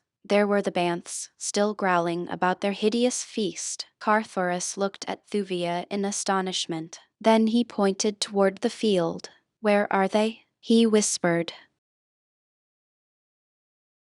Chapter 6. The Jeddak of Lothar. The girl looked her incredulity. "They lay in piles," she murmured. "There were thousands of them but a minute ago. And now," continued Carthoris, "there remain but the banths and the carcasses of the green men." They must have sent forth and carried the dead bowman away while we were talking, said the girl. It is impossible, replied Carthoris. Thousands of dead lay there upon the field but a moment since. It would have required many hours to have removed them. The thing is uncanny. I had hoped, said Thuvia, that we may find an asylum with these fair-skinned people. Notwithstanding their valor upon the field of battle, they did not strike me as a ferocious or warlike people. I had been about to suggest that we seek entrance to the city, but now I scarce know if I care to venture among people whose dead vanish into thin air. Let us chance it, replied Carthoris. We can be no worse off within their walls than without. Here we may fall prey to the banths or the no less fierce Torquesians. There, at least, we shall find beings molded after our own images. All that causes me to hesitate, he added, is the danger of taking you past so many banths. A single sword would scarce prevail were evening a couple of them to charge simultaneously. Do not fear on that score, replied the girl, smiling. The banths will not harm us. As she spoke, she descended from the platform, and with Carthoris at her side stepped fearlessly out upon the bloody field in the direction of the walled city of mystery. They had advanced but a short distance when a banth, looking up from its gory feast, descried them. With an angry roar the beast walked quickly in their direction, and at the sound of its voice a score of others followed its example. Carthoris drew his long sword. The girl stole a quick glance at his face. She saw the smile upon his lips, and it was as wine to sick nerves, for evening upon warlike Barsoom where all men are brave, woman reacts quickly to quiet indifference to danger, to daredeviltry that is without bombast. You may return your sword, she said. I told you that the banths would not harm us. Look, and as she spoke she stepped quickly toward the nearest animal. Carthoris would have leaped after her to protect her, but with a gesture she motioned him back. He heard her calling to the banths in a low, sing-song voice that was half purr. Instantly the great heads went up and all the wicked eyes were riveted upon the figure of the girl. Then, stealthily, they commenced moving toward her. She had stopped now and was standing waiting them. One, closer to her than the others, hesitated. She spoke to him imperiously, as a master may speak to a refractory hound. The great carnivore let its head droop, and with tail between its legs came slinking to the girl's feet, and after it came the others until she was entirely surrounded by the savage man-eaters. Turning, she led them to where Carthoris stood. They growled a little as they neared the man, but a few sharp words of command put them in their places. How do you do it? Exclaimed Carthoris. Your father once asked me that same question in the galleries of the golden cliffs within the Ots mountains, beneath the temples of the Therns. I could not answer him, nor can I answer you. I do not know from where comes my power over them, but ever since the day that Satyr Throg threw me among them in the banth pit of the holy Therns, and the great creatures fawned upon instead of devouring me, I ever have had the same strange power over them. They come at my call, and do my bidding, evening as the faithful Wulla does the bidding of your mighty sire. With a word the girl dispersed the fierce pack. Roaring, they returned to their interrupted feast, while Carthoris and Thuvia passed among them toward the walled city. As they advanced the man looked with wonder upon the dead bodies of those of the green men that had not been devoured or mauled by the banths. He called the girl's attention to them. No arrows protruded from the great carcasses. Nowhere upon any of them was the sign of mortal wound, nor evening slightest scratch or abrasion. Before the bowmen's dead had disappeared, the corpses of the Torquesians had bristled with the deadly arrows of their foes. Where had the slender messengers of death departed? What unseen hand had plucked them from the bodies of the slain? Despite himself, Carthoris could scarce repress a shudder of apprehension as he glanced toward the silent city before them. No longer was sign of life visible upon wall or roof top. All was quiet, brooding, ominous quiet. Yet he was sure that eyes watched them from somewhere behind that blank wall. He glanced at Thuvia. She was advancing with wide eyes fixed upon the city gate. He looked in the direction of her gaze, but saw nothing. His gaze upon her seemed to arouse her as from a lethargy. She glanced up at him, a quick, brave smile touching her lips, and then, as though the act was involuntary, she came close to his side and placed one of her hands in his. He guessed that something within her that was beyond her conscious control was appealing to him for protection. He threw an arm about her, and thus they crossed the field. She did not draw away from him. It is doubtful that she realized that his arm was there, so engrossed was she in the mystery of the strange city before them. They stopped before the gate. It was a mighty thing. From its construction Carthoris could but dimly speculate upon its unthinkable antiquity. It was circular, closing a circular aperture, and the Heliumite knew from his study of ancient Barsoomian architecture that it rolled to one side, like a huge wheel, into an aperture in the wall. Evening such world-old cities as ancient Anther were as yet undreamed of when the races lived that built such gates as these. As he stood speculating upon the identity of this forgotten city, a voice spoke to them from above. Both looked up. There, leaning over the edge of the high wall, was a man. His hair was auburn, his skin fair, fairer evening than that of John Carter, the Virginian. His forehead was high, his eyes large and intelligent. The language that he used was intelligible to the two below, yet there was a marked difference between it and their Barsoomian tongue. "Who are you?" he asked. "And what do you here before the gate of Lothar?" "We are friends," replied Carthoris. "This be the princess, Thuvia of Tarth, who was captured by the Torquazian horde. I am Carthoris of Helium, prince of the house of Tardos Mors, Jedak of Helium, and son of John Carter, warlord of Mars, and of his wife, Dejathoris." "Tarth," repeated the man. "Helium." He shook his head. "I never have heard of these places, nor did I know that there dwelt upon Barsoom a race of your strange color. Where may these cities lie, of which you speak? From our loftiest tower we have never seen another city than Lothar." Carthoris pointed toward the northeast. "In that direction lie Helium and Tarth," he said. "Helium is over 8,000 hods from Lothar, while Tarth lies 9,500 hods northeast of Helium." Still the man shook his head. "I know of nothing beyond the Lotharian hills," he said. "Naught may live there beside the hideous green hordes of Torquoise. They have conquered all Barsoom except this single valley, and the city of Lothar. Here we have defied them for countless ages, though periodically they renew their attempts to destroy us. From where you come I cannot guess unless you be descended from the slaves the Torquazians captured in early times when they reduced the outer world to their vassalage.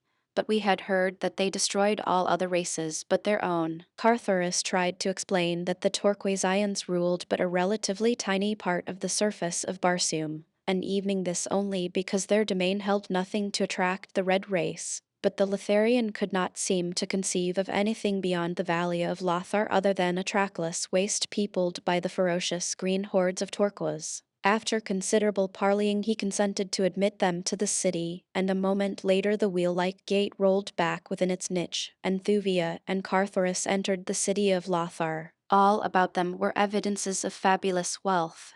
The facades of the buildings fronting upon the avenue within the wall were richly carven, and about the windows and doors were often set foot-wide borders of precious stones. Intricate mosaics, or tablets of beaten gold bearing bas-reliefs depicting what may have been bits of the history of this forgotten people. He with whom they had conversed across the wall was in the avenue to receive them. About him were 100 or more men of the same race. All were clothed in flowing robes, and all were beardless. Their attitude was more of fearful suspicion than antagonism. They followed the newcomers with their eyes, but spoke no word to them. Carthoris could not but notice the fact that though the city had been but a short time before surrounded by a horde of bloodthirsty demons, yet none of the citizens appeared to be armed, nor was there sign of soldiery about. He wondered if all the fighting men had sallied forth in one supreme effort to rout the foe, leaving the city all unguarded. He asked their host. The man smiled. "No creature other than a score or so of our sacred bands has left Lothar today," he replied. "But the soldiers, the bowmen," exclaimed Carthoris. "We saw thousands emerge from this very gate, overwhelming the hordes of Torquoise and putting them to rout with their deadly arrows and their fierce banths. Still the man smiled his knowing smile. "Look," he cried, and pointed down a broad avenue before him. Carthoris and Thuvia followed the direction indicated, and there, marching bravely in the sunlight, they saw advancing toward them a great army of bowmen. "Ah!" exclaimed Thuvia, "they have returned through another gate, or perhaps these be the troops that remained to defend the city." Again the fellow smiled his uncanny smile. "There are no soldiers in Lothar," he said. "Look." Both Carthoris and Thuvia had turned toward him while he spoke, and now as they turned back again toward the advancing regiments their eyes went wide in astonishment, for the broad avenue before them was as deserted as the tomb. "And those who marched out upon the hordes today?" whispered Carthoris. "They, too, were unreal." The man nodded. "But their arrows slew the green warriors," insisted Thuvia. "Let us go before Tario," replied the Lotharian. "He will tell you that which he deems it best you know. I may tell you too much."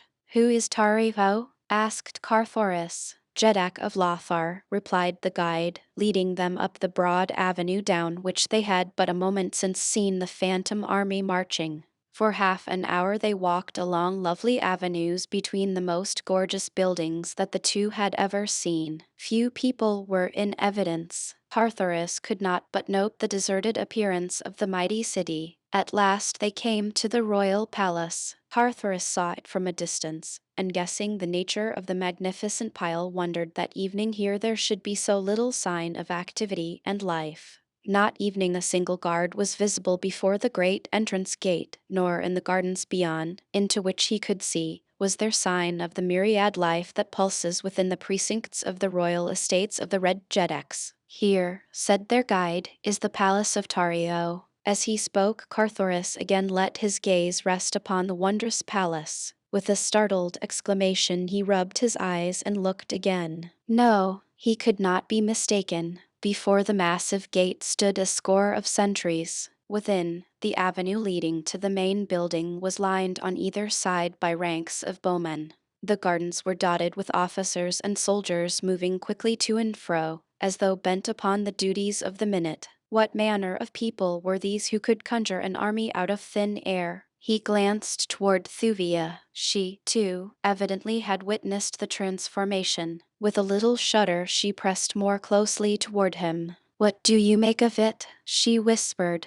"It is most uncanny." "I cannot account for it," replied Carthoris, "unless we have gone mad." Carthoris turned quickly toward the Lotharian. The fellow was smiling broadly. "I thought that you just said that there were no soldiers in Lothar," said the Heliumite, with a gesture toward the guardsmen. "What are these?" "Ask Tario," replied the other. "We shall soon be before him." Nor was it long before they entered a lofty chamber at one end of which a man reclined upon a rich couch that stood upon a high dais. As the trio approached, the man turned dreamy eyes sleepily upon them. 20 feet from the dais their conductor halted, and whispering to Thuvia and Carthoris to follow his example, threw himself headlong to the floor. Then rising to hands and knees, he commenced crawling toward the foot of the throne, swinging his head to and fro and wiggling his body as you have seen a hound do when approaching its master. Thuvia glanced quickly toward Carthoris. He was standing erect, with high-held head and arms folded across his broad chest.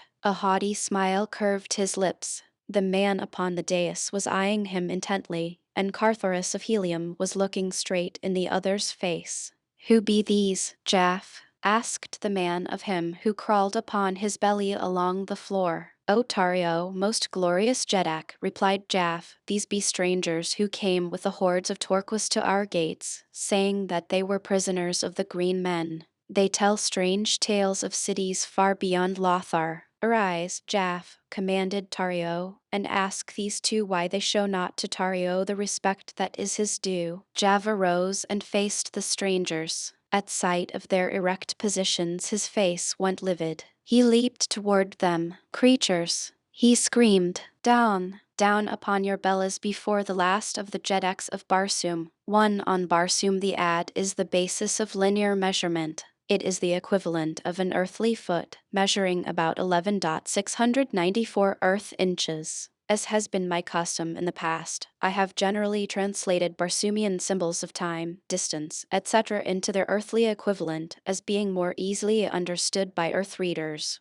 For those of a more studious turn of mind, it may be interesting to know the Martian table of linear measurement, and so I give it here. 10 sophads equals 1 ad, 200 ads equals 1 hod, 100 hods equals 1 carad, 360 carads equals 1 circumference of Mars at equator. A hod, or Barsoomian mile, contains about 339 Earth feet. A carad is 1 degree. Chapter 7. The Phantom Bowman. As Jav leaped toward him, Carthoris laid his hand upon the hilt of his long sword. The Letharian halted. The great apartment was empty save for the four at the dais. Yet as Jav stepped back from the menace of the Heliumite's threatening attitude, the latter found himself surrounded by a score of bowmen. From where had they sprung? Both Carthoris and Thuvia looked their astonishment. Now the former's sword leaped from its scabbard, and at the same instant the bowmen drew back their slim shafts. Tario had half raised himself upon one elbow. For the first time he saw the full figure of Thuvia, who had been concealed behind the person of Carthoris. "Enough!" cried the Jeddak, raising a protesting hand. But at that very instant the sword of the Heliumite cut viciously at its nearest antagonist. As the keen edge reached its goal, Carthoris let the point fall to the floor. As with wide eyes he stepped backward in consternation, throwing the back of his left hand across his brow. His steel had cut but empty air. His antagonist had vanished. There were no bowmen in the room. "It is evident that these are strangers," said Tario to Jaff. "Let us first determine that they knowingly affronted us before we take measures for punishment." Then he turned to Carthoris, but ever his gaze wandered to the perfect lines of Thuvia's glorious figure, which the harness of a Barsoomian princess accentuated rather than concealed.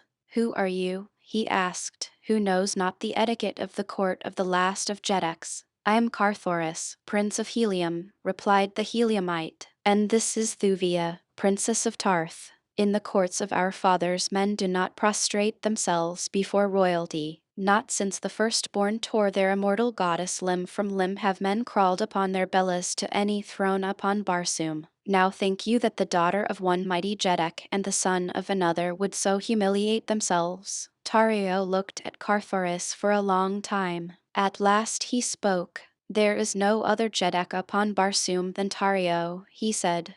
"There is no other race than that of Lothar, unless the hordes of Torquas may be dignified by such an appellation. Letharians are white, your skins are red. There are no women left upon Barsoom. Your companion is a woman." He half rose from the couch, leaning far forward and pointing an accusing finger at Carthoris. "You are a lie," he shrieked. "You are both lies, and you dare to come before Tario, last and mightiest of the Jeddaks of Barsoom, and assert your reality. Someone shall pay well for this, Jaff, and unless I mistake it is yourself who has dared thus flippantly to trifle with the good nature of your Jeddak. Remove the man, leave the woman. We shall see if both be lies. And later, Jaff, you shall suffer for your temerity. There be few of us left, but Komel must be fed. Go." Carthoris could see that Jav trembled as he prostrated himself once more before his ruler, and then, rising, turned toward the Prince of Helium. "Come," he said. "And leave the Princess of Tarth here alone?" cried Carthoris. Jav brushed closely past him, whispering, "Follow me. He cannot harm her, except to kill, and that he can do whether you remain or not. We had best go now, trust me." Carthoris did not understand, but something in the urgency of the other's tone assured him, and so he turned away, but not without a glance toward Thuvia in which he attempted to make her understand that it was in her own interest that he left her. For answer she turned her back full upon him, but not without first throwing him such a look of contempt that brought the scarlet to his cheek. Then he hesitated, but Jav seized him by the wrist. "Come," he whispered, "or he will have the bowman upon you, and this time there will be no escape. Did you not see how futile is your steel against thin air?" Carthoris turned unwillingly to follow. As the two left the room he turned to his companion. If I may not kill thin air, he asked, how, then, shall I fear that thin air may kill me? You saw the turquoise ions fall before the bowman? Asked Jaff. Carthoris nodded. So would you fall before them, and without one single chance for self-defense or revenge. As they talked, Jav led Carthoris to a small room in one of the numerous towers of the palace. Here were couches, and Jav bid the Heliumite be seated. For several minutes the Litharian eyed his prisoner, for such Carthoris now realized himself to be. I am half convinced that you are real, he said at last. Carthoris laughed. Of course I am real, he said. What caused you to doubt it? Can you not see me, feel me? So may I see and feel the bowman, replied Jaff, and yet we all know that they, at least, are not real. Carthoris showed by the expression of his face his puzzlement at each new reference to the mysterious bowman, the vanishing soldiery of Lothar. What, then, may they be? He asked. You really do not know? Asked Jaff. Carthoris shook his head negatively. I can almost believe that you have told us the truth, and that you are really from another part of Barsoom, or from another world. But tell me, in your own country have you no bowmen to strike terror to the hearts of the green Hortismen as they slay in company with the fierce banths of war? We have soldiers, replied Carthoris. We of the red race are all soldiers, but we have no bowmen to defend us, such as yours. We defend ourselves. You go out and get killed by your enemies, cried Jav incredulously. Certainly, replied Carthoris. How do the Litharians? You have seen, replied the other. We send out our deathless archers, deathless because they are lifeless, existing only in the imaginations of our enemies. It is really our giant minds that defend us, sending out legions of imaginary warriors to materialize before the mind's eye of the foe. They see them, they see their bows drawn back, they see their slender arrows speed with unerring precision toward their hearts, and they die killed by the power of suggestion. But the archers that are slain, exclaimed Carthoris. You call them deathless, and yet I saw their dead bodies piled high upon the battlefield. How may that be? It is but to lend reality to the scene, replied Jaff. We picture many of our own defenders killed that the turquoise ions may not guess that there are really no flesh and blood creatures opposing them. Once that truth became implanted in their minds, it is the theory of many of us, no longer would they fall prey to the suggestion of the deadly arrows, for greater would be the suggestion of the truth, and the more powerful suggestion would prevail. It is law. And the Banths? Questioned Carthoris. They, too, were but creatures of suggestion? Some of them were real, replied Jaff. Those that accompanied the archers in pursuit of the turquoise ions were unreal. Like the archers, they never returned, but, having served their purpose, vanished with the bowmen when the rout of the enemy was assured. Those that remained about the field were real, those we loosed as scavengers to devour the bodies of the dead of turquoise. This thing is demanded by the realists among us. I am a realist. Tario is an etherealist. The etherealists maintain that there is no such thing as matter, that all is mind. They say that none of us exists except in the imagination of his fellows, other than as an intangible, invisible mentality. According to Tario, it is but necessary that we all unite in imagining that there are no dead turquoise ions beneath our walls, and there will be none, nor any need of scavenging banths. You, then, do not hold Tario's beliefs? Asked Carthoris. In part only, replied the Litharian. I believe, in fact I know, that there are some truly ethereal creatures. Taro is one, I am convinced. He has no existence except in the imaginations of his people. Of course, it is the contention of all us realists that all etherealists are but figments of the imagination. They contend that no food is necessary, nor do they eat, but any one of the most rudimentary intelligence must realize that food is a necessity to creatures having actual existence. Yes, agreed Carthoris. Not having eaten today, I can readily agree with you. Ah, pardon me, exclaimed Jaff. Pray be seated and satisfy your hunger, and with a wave of his hand he indicated a bountifully laden table that had not been there an instant before he spoke. Of that Carthoris was positive, for he had searched the room diligently with his eyes several times. It is well, continued Jaff, that you did not fall into the hands of an etherealist. Then, truly, would you have gone hungry. But, exclaimed Carthoris, this is not real food. It was not here an instant since, and real food does not materialize out of thin air. Jav looked hurt. There is no real food or water in Lothar, he said, nor has there been for countless ages. Upon such as you now see before you have we existed, since the dawn of history. Upon such, then, may you exist. But I thought you were a realist, exclaimed Carthoris. Truly, cried Jaff, what more realistic than this bounteous feast? It is just here that we differ most from the etherealists. They claim that it is unnecessary to imagine food, but we have found that for the maintenance of life we must thrice daily sit down to hearty meals. The food that one eats is supposed to undergo certain chemical changes during the process of digestion and assimilation, the result, of course, being the rebuilding of wasted tissue. Now we all know that mind is all, though we may differ in the interpretation of its various manifestations. Tario maintains that there is no such thing as substance, all being created from the substanceless matter of the brain. We realists, however, know better.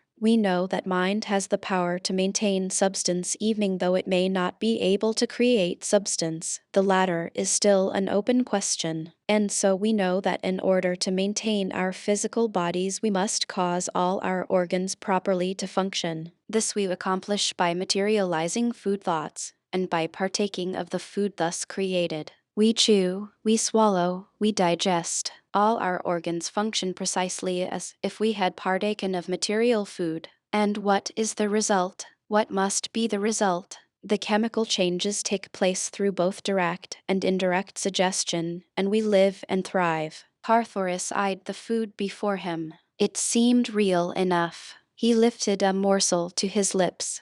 There was substance truly, and flavor as well. Yes, evening his palate was deceived. Jav watched him, smiling, as he ate. Is it not entirely satisfying? He asked. I must admit that it is, replied Carthoris. But tell me, how does Tario live, and the other etherealists who maintain that food is unnecessary? Jav scratched his head. That is a question we often discuss, he replied. It is the strongest evidence we have of the non-existence of the etherealists, but who may know other than Komal? Who is Komal? Asked Carthoris. I heard your Jedak speak of him. Jav bent low toward the ear of the Heliumite, looking fearfully about before he spoke. Komal is the essence, he whispered. Evening the etherealists admit that mind itself must have substance in order to transmit to imaginings the appearance of substance. For, if there really was no such thing as substance it could not be suggested. What never has been cannot be imagined. Do you follow me? I am groping, replied Carthoris dryly. So the essence must be substance, continued Jaff. Komal is the essence of the all, as it were. He is maintained by substance. He eats the real. To be explicit, he eats the realists. That is Tario's work. He says that inasmuch as we maintain that we alone are real, we should, to be consistent, admit that we alone are proper food for Komal. Sometimes, as today, we find other food for him. He is very fond of turquoise ions. And Komal is a man? Asked Carthoris. He is all I told you, replied Jaff. I know not how to explain him in words that you will understand. He is the beginning and the end. All life emanates from Komal, since the substance which feeds the brain with imaginings radiates from the body of Komal. Should Komal cease to eat, all life upon Barsoom would cease to be. He cannot die, but he may cease to eat, and, thus, to radiate. And he feeds upon the men and women of your belief, cried Carthoris.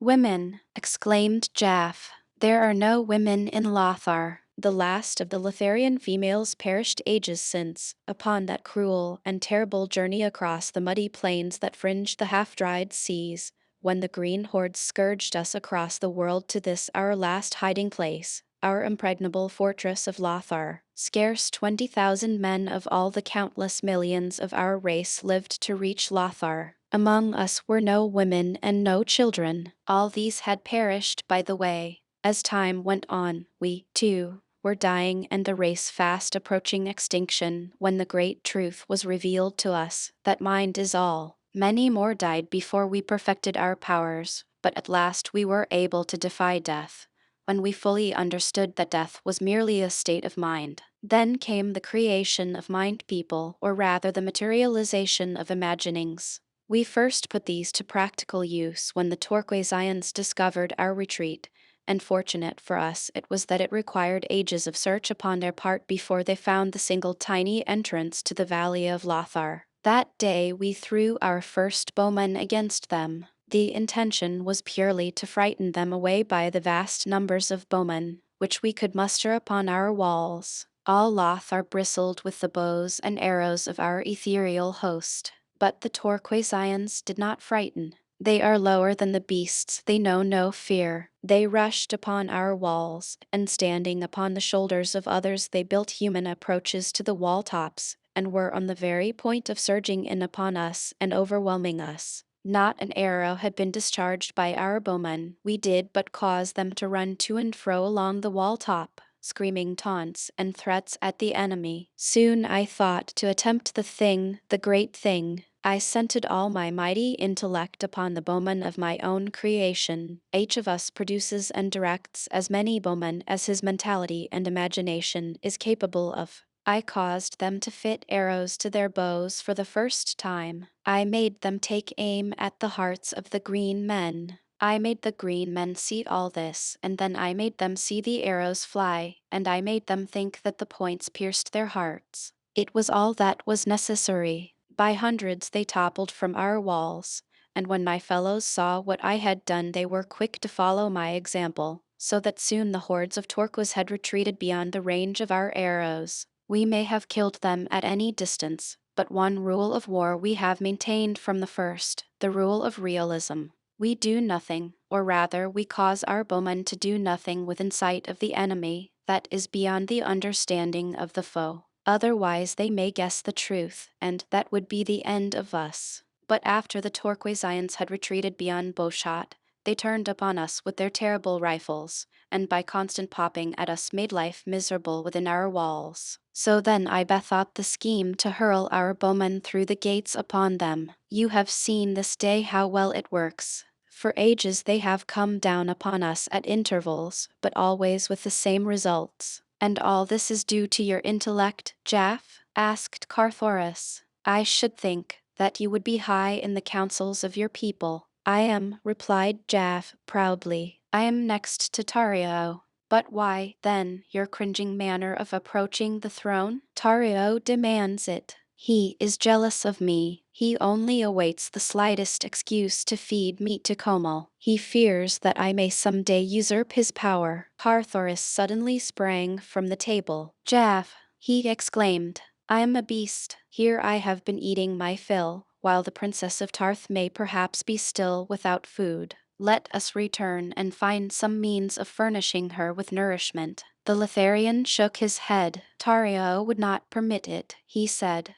He will, doubtless, make an etherealist of her. But I must go to her, insisted Carthoris. You say that there are no women in Lothar. Then she must be among men, and, if this be so, I intend to be near where I may defend her if the need arises. Tario will have his way, insisted Jaff. He sent you away, and you may not return until he sends for you. Then I shall go without waiting to be sent for. Do not forget the bowmen, cautioned Jaff. I do not forget them, replied Carthoris, but he did not tell Jav that he remembered something else that the Litharian had let drop, something that was but a conjecture, possibly, and yet one well worth pinning a forlorn hope to, should necessity arise. Carthoris started to leave the room. Jav stepped before him, barring his way. I have learned to like you, Red Man, he said, but do not forget that Tario is still my Jeddak, and that Tario has commanded that you remain here. Carthoris was about to reply, when there came faintly to the ears of both a woman's cry for help.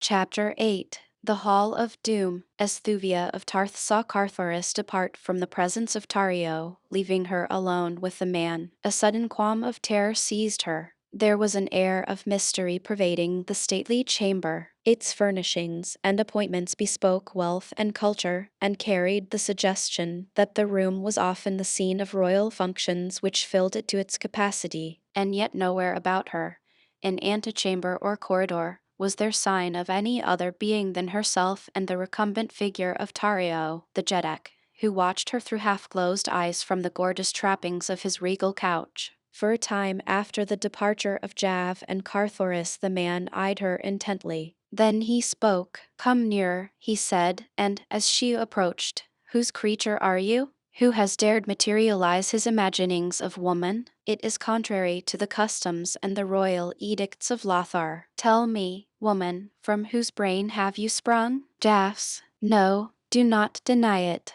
I know that it could be no other than that envious realist. He seeks to tempt me. He would see me fall beneath the spell of your charms, and then he, your master, would direct my destiny and my end. I see it all. I see it all." The blood of indignation and anger had been rising to Thuvia's face. Her chin was up, a haughty curve upon her perfect lips. "I know not," she cried, "of what you are prating. I am Thuvia, Princess of Tarth.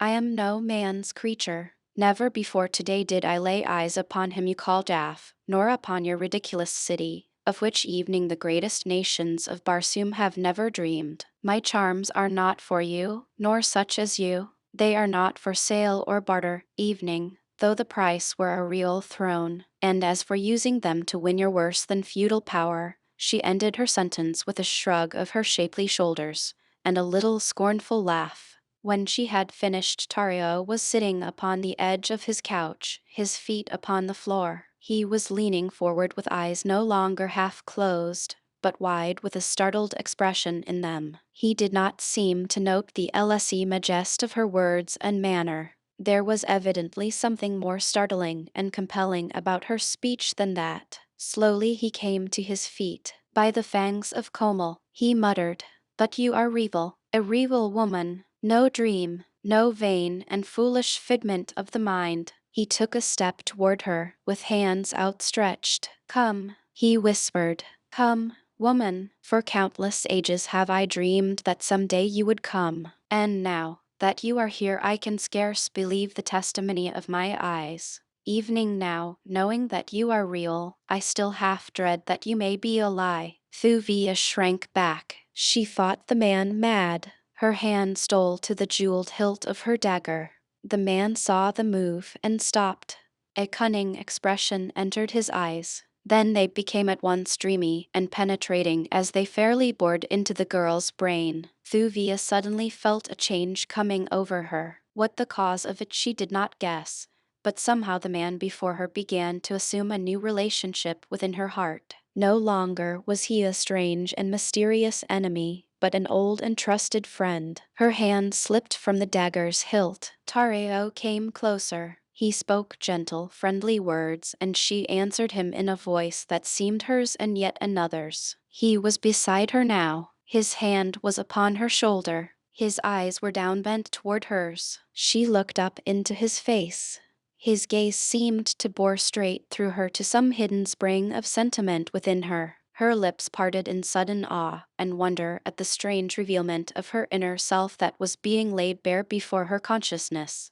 She had known Tario forever. He was more than friend to her. She moved a little closer to him. In one swift flood of light she knew the truth. She loved Tario, Jeddak of Lothar. She had always loved him. The man, seeing the success of his strategy, could not restrain a faint smile of satisfaction. Whether there was something in the expression of his face, or whether from Carthoris of Helium in a far chamber of the palace came a more powerful suggestion, who may say? But something there was that suddenly dispelled the strange, hypnotic influence of the man. As though a mask had been torn from her eyes, Thuvia suddenly saw Tario as she had formerly seen him, and accustomed as she was to the strange manifestations of highly developed mentality which are common upon Barsoom, she quickly guessed enough of the truth to know that she was in grave danger. Quickly she took a step backward, tearing herself from his grasp.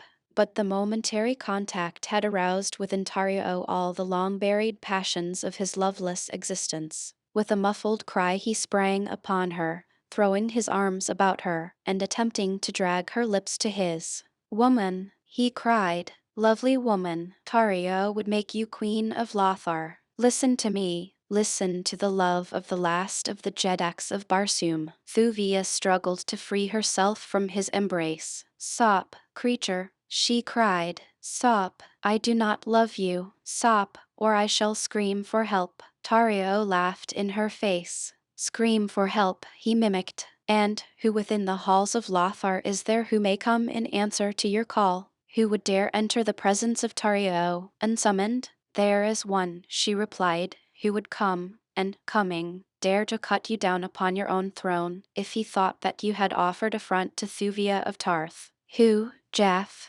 asked Tarivo. "Not Jaff, nor any other soft-skinned Lotharian," she replied, "but a real man, a real warrior, Carthoris of Helium." Again the man laughed at her. "You forget the bowman," he reminded her. "What could your red warrior accomplish against my fearless legions?" Again he caught her roughly to him, dragging her towards his couch. "If you will not be my queen," he said, "you shall be my slave." "Neither," cried the girl. As she spoke the single word there was a quick move of her right hand. Tario, releasing her, staggered back, both hands pressed to his side. At the same instant the room filled with bowmen, and then the Jedak of Lothar sank senseless to the marble floor. At the instant that he lost consciousness the bowmen were about to release their arrows into Thuvia's heart. Involuntarily she gave a single cry for help, though she knew that not even Carthoris of Helium could save her now. Then she closed her eyes and waited for the end. No slender shafts pierced her tender side. She raised her lids to see what stayed the hand of her executioners. The room was empty save for herself and the still form of the Jedak of Lothar lying at her feet, a little pool of crimson staining the white marble of the floor beside him. Tario was unconscious. Thuvia was amazed. Where were the bowmen? Why had they not loosed their shafts? What could it all mean? An instant before the room had been mysteriously filled with armed men, evidently called to protect their Jedak. Yet now, with the evidence of her deed plain before them, they had vanished as mysteriously as they had come, leaving her alone with the body of their ruler, into whose side she had slipped her long, keen blade. The girl glanced apprehensively about, first for signs of the return of the bowman, and then for some means of escape. The wall behind the dais was pierced by two small doorways, hidden by heavy hangings. Thuvia was running quickly towards one of these when she heard the clank of a warrior's metal at the end of the apartment behind her. Ah! If she had but an instant more of time she could have reached that screening arras and, perhaps, have found some avenue of escape behind it.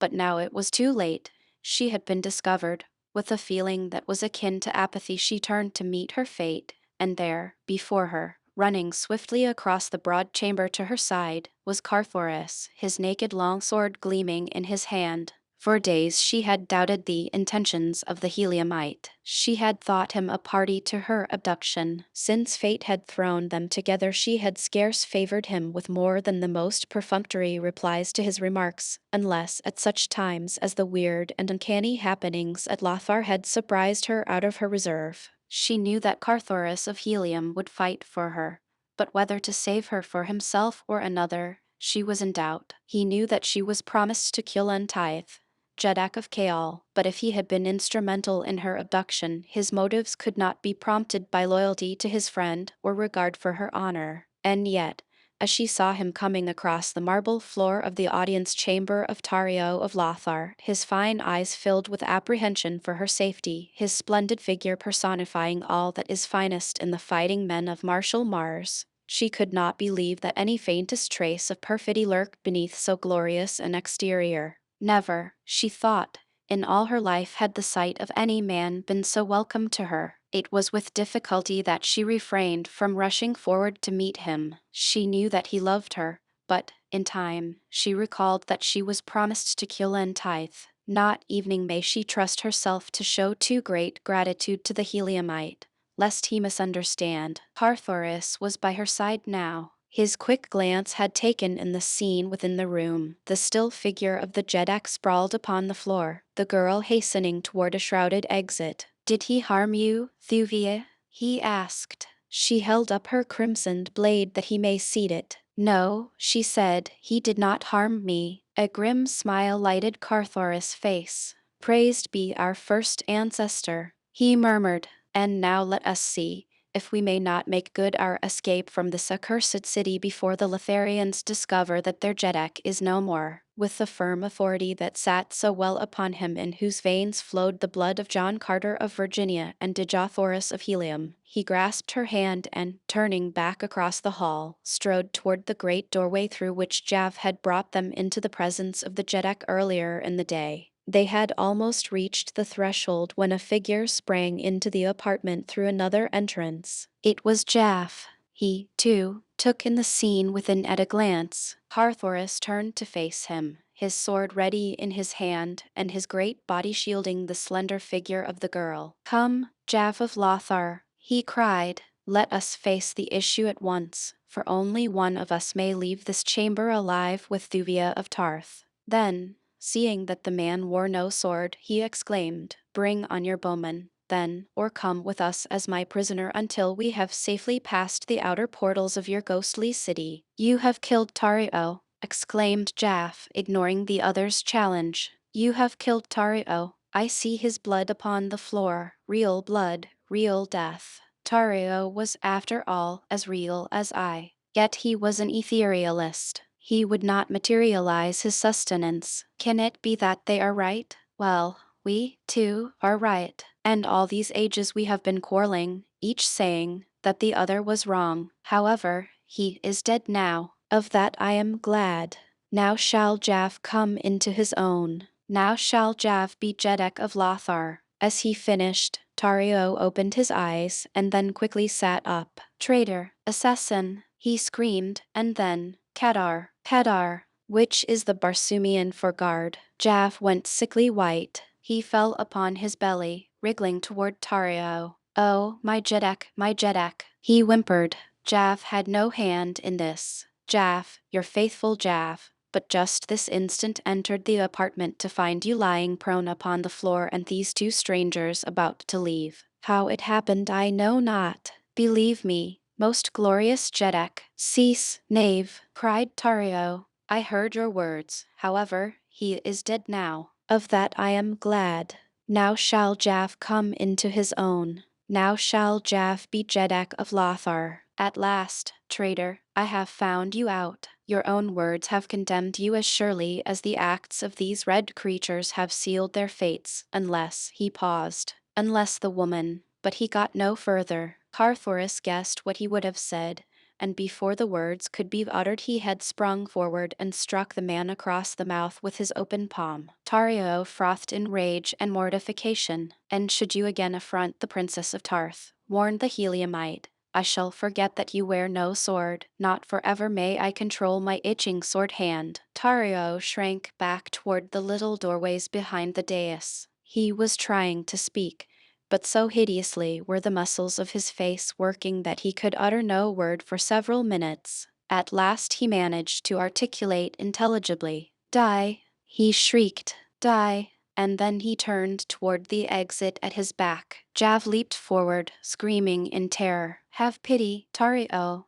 have pity. Remember the long ages that I have served you faithfully. Remember all that I have done for Lothar. Do not condemn me now to the death hideous. Save me, save me." But Tario only laughed a mocking laugh and continued to back toward the hangings that hid the little doorway. Jav turned toward Carthoris. "Stop him," he screamed. "Stop him. If you love life, let him not leave this room." And as he spoke he leaped in pursuit of his Jeddak. Carthoris followed Jav's example, but the last of the Jeddaks of Barsum was too quick for them. by the time they reached the arras behind which he had disappeared, they found a heavy stone door blocking their further progress. Jav sank to the floor in a spasm of terror. "Come, man," cried Carthoris. "We are not dead yet. Let us hasten to the avenues and make an attempt to leave the city. We are still alive, and, while we live, we may yet endeavor to direct our own destinies.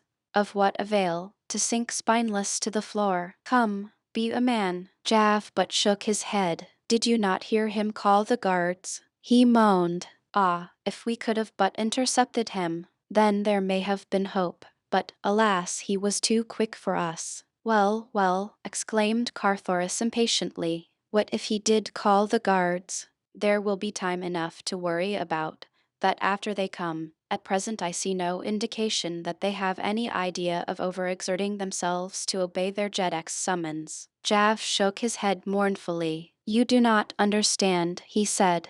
"The guards have already come and gone. They have done their work and we are lost. Look to the various exits." Carthoris and Thuvia turned their eyes in the direction of the several doorways which pierced the walls of the great chamber. Each was tightly closed by huge stone doors. "Well," asked Carthoris. "We are to die the death," whispered Jaff faintly. Further than that he would not say. He just sat upon the edge of the Jedek's couch and waited. Carthoris moved to Thuvia's side, and, standing there with naked sword, he let his brave eyes roam ceaselessly about the great chamber, that no foe may spring upon them unseen. For what seemed hours no sound broke the silence of their living tomb. No sign gave their executioners of the time or manner of their death. The suspense was terrible. Evening Carthoris of Helium began to feel the terrible strain upon his nerves. If he could but know how and from where the hand of death was to strike, he could meet it unafraid. But to suffer longer the hideous tension of this blighting ignorance of the plans of their assassins was telling upon him grievously. Thuvia of Tarth drew quite close to him. She felt safer with the feel of his arm against hers, and with the contact of her the man took a new grip upon himself. With his old-time smile he turned toward her. "It would seem that they are trying to frighten us to death," he said, laughing, "and shame be upon me that I should confess it. I think they were close to accomplishing their designs upon me." She was about to make some reply when a fearful shriek broke from the lips of the Letharian. "The end is coming," he cried. "The end is coming. The floor, the floor. Oh, Komal, be merciful." Thuvia and Carthoris did not need to look at the floor to be aware of the strange movement that was taking place. Slowly the marble flagging was sinking in all directions toward the center. At first the movement, being gradual, was scarce noticeable, but soon the angle of the floor became such that one may stand easily only by bending one knee considerably. Jav was shrieking still and clawing at the royal couch that had already commenced to slide toward the center of the room, where both Thuvia and Carthoris suddenly noted a small orifice which grew in diameter as the floor assumed more closely a funnel-like contour. Now it became more and more difficult to cling to the dizzy inclination of the smooth and polished marble. Carthoris tried to support Thuvia, but himself commenced to slide and slip toward the ever-enlarging aperture. Better to cling to the smooth stone. He kicked off his sandals of Zididar hide and with his bare feet braced himself against the sickening tilt, at the same time throwing his arms supportingly about the girl. In her terror her own hands clasped about the man's neck. Her cheek was close to his. Death, unseen and of unknown form, seemed close upon them, and because unseen and unknowable infinitely more terrifying. "Courage, my princess," he whispered. She looked up into his face to see smiling lips above hers and brave eyes, untouched by terror, drinking deeply of her own. Then the floor sagged and tilted more swiftly. There was a sudden slipping rush as they were precipitated toward the aperture. Jav's screams rose weird and horrible in their ears, and then the three found themselves piled upon the royal couch of Tario, which had stuck within the aperture at the base of the marble funnel. For a moment they breathed more freely, but soon they discovered that the aperture was continuing to enlarge. The couch slipped downward. Jaff shrieked again. Chapter 9. The battle in the plain, the distance from the bottom of the funnel to the floor of the chamber beneath it could not have been great, for all three of the victims of Tario's wrath alighted unscathed. Carthoris, still clasping Thuvia tightly to his breast, came to the ground cat-like upon his feet, breaking the shock for the girl. Scarce had his feet touched the rough stone flagging of this new chamber than his sword flashed out ready for instant use. But, though the room was lighted, there was no sign of enemy about. Carthoris looked toward Jaff. The man was pasty white with fear. "What is to be our fate?" asked the Heliumite. "Tell me, man, shake off your terror long enough to tell me, so I may be prepared to sell my life and that of the Princess of Tarth as dearly as possible." "Komel," whispered Jaff. "We are to be devoured by Komel." "Your deity?" asked Carthoris. The Litharian nodded his head. Then he pointed toward a low doorway at one end of the chamber. From there will he come upon us. Lay aside your puny sword, fool. It will but enrage him the more and make our sufferings the worse." Carthoris smiled, gripping his long sword the more firmly. Soon Jaff gave a horrified moan, at the same time pointing toward the door. "He has come," he whimpered. Carthoris and Thuvia looked in the direction the Litharian had indicated, expecting to see some strange and fearful creature in human form. But to their astonishment they saw the broad head and great maned shoulders of a huge bantha, the largest that either ever had seen. Slowly and with dignity the mighty beast advanced into the room. Jaff had fallen to the floor, and was wriggling his body in the same servile manner that he had adopted toward Tario. He spoke to the fierce beast as he would have spoken to a human being, pleading with it for mercy. Carthoris stepped between Thuvia and the bantha, his sword ready to contest the beast's victory over them. Thuvia turned toward Jaff. "Is this Komel, your god?" she asked. Jaff nodded affirmatively. The girl smiled, and then, brushing past Carthoris, she stepped swiftly toward the growling carnivore. In low, firm tones she spoke to it as she had spoken to the banths of the Golden Cliffs and the scavengers before the walls of Lothar. The beast ceased its growling. With lowered head and cat-like purr, it came slinking to the girl's feet. Thuvia turned toward Carthoris. "It is but a bantha," she said.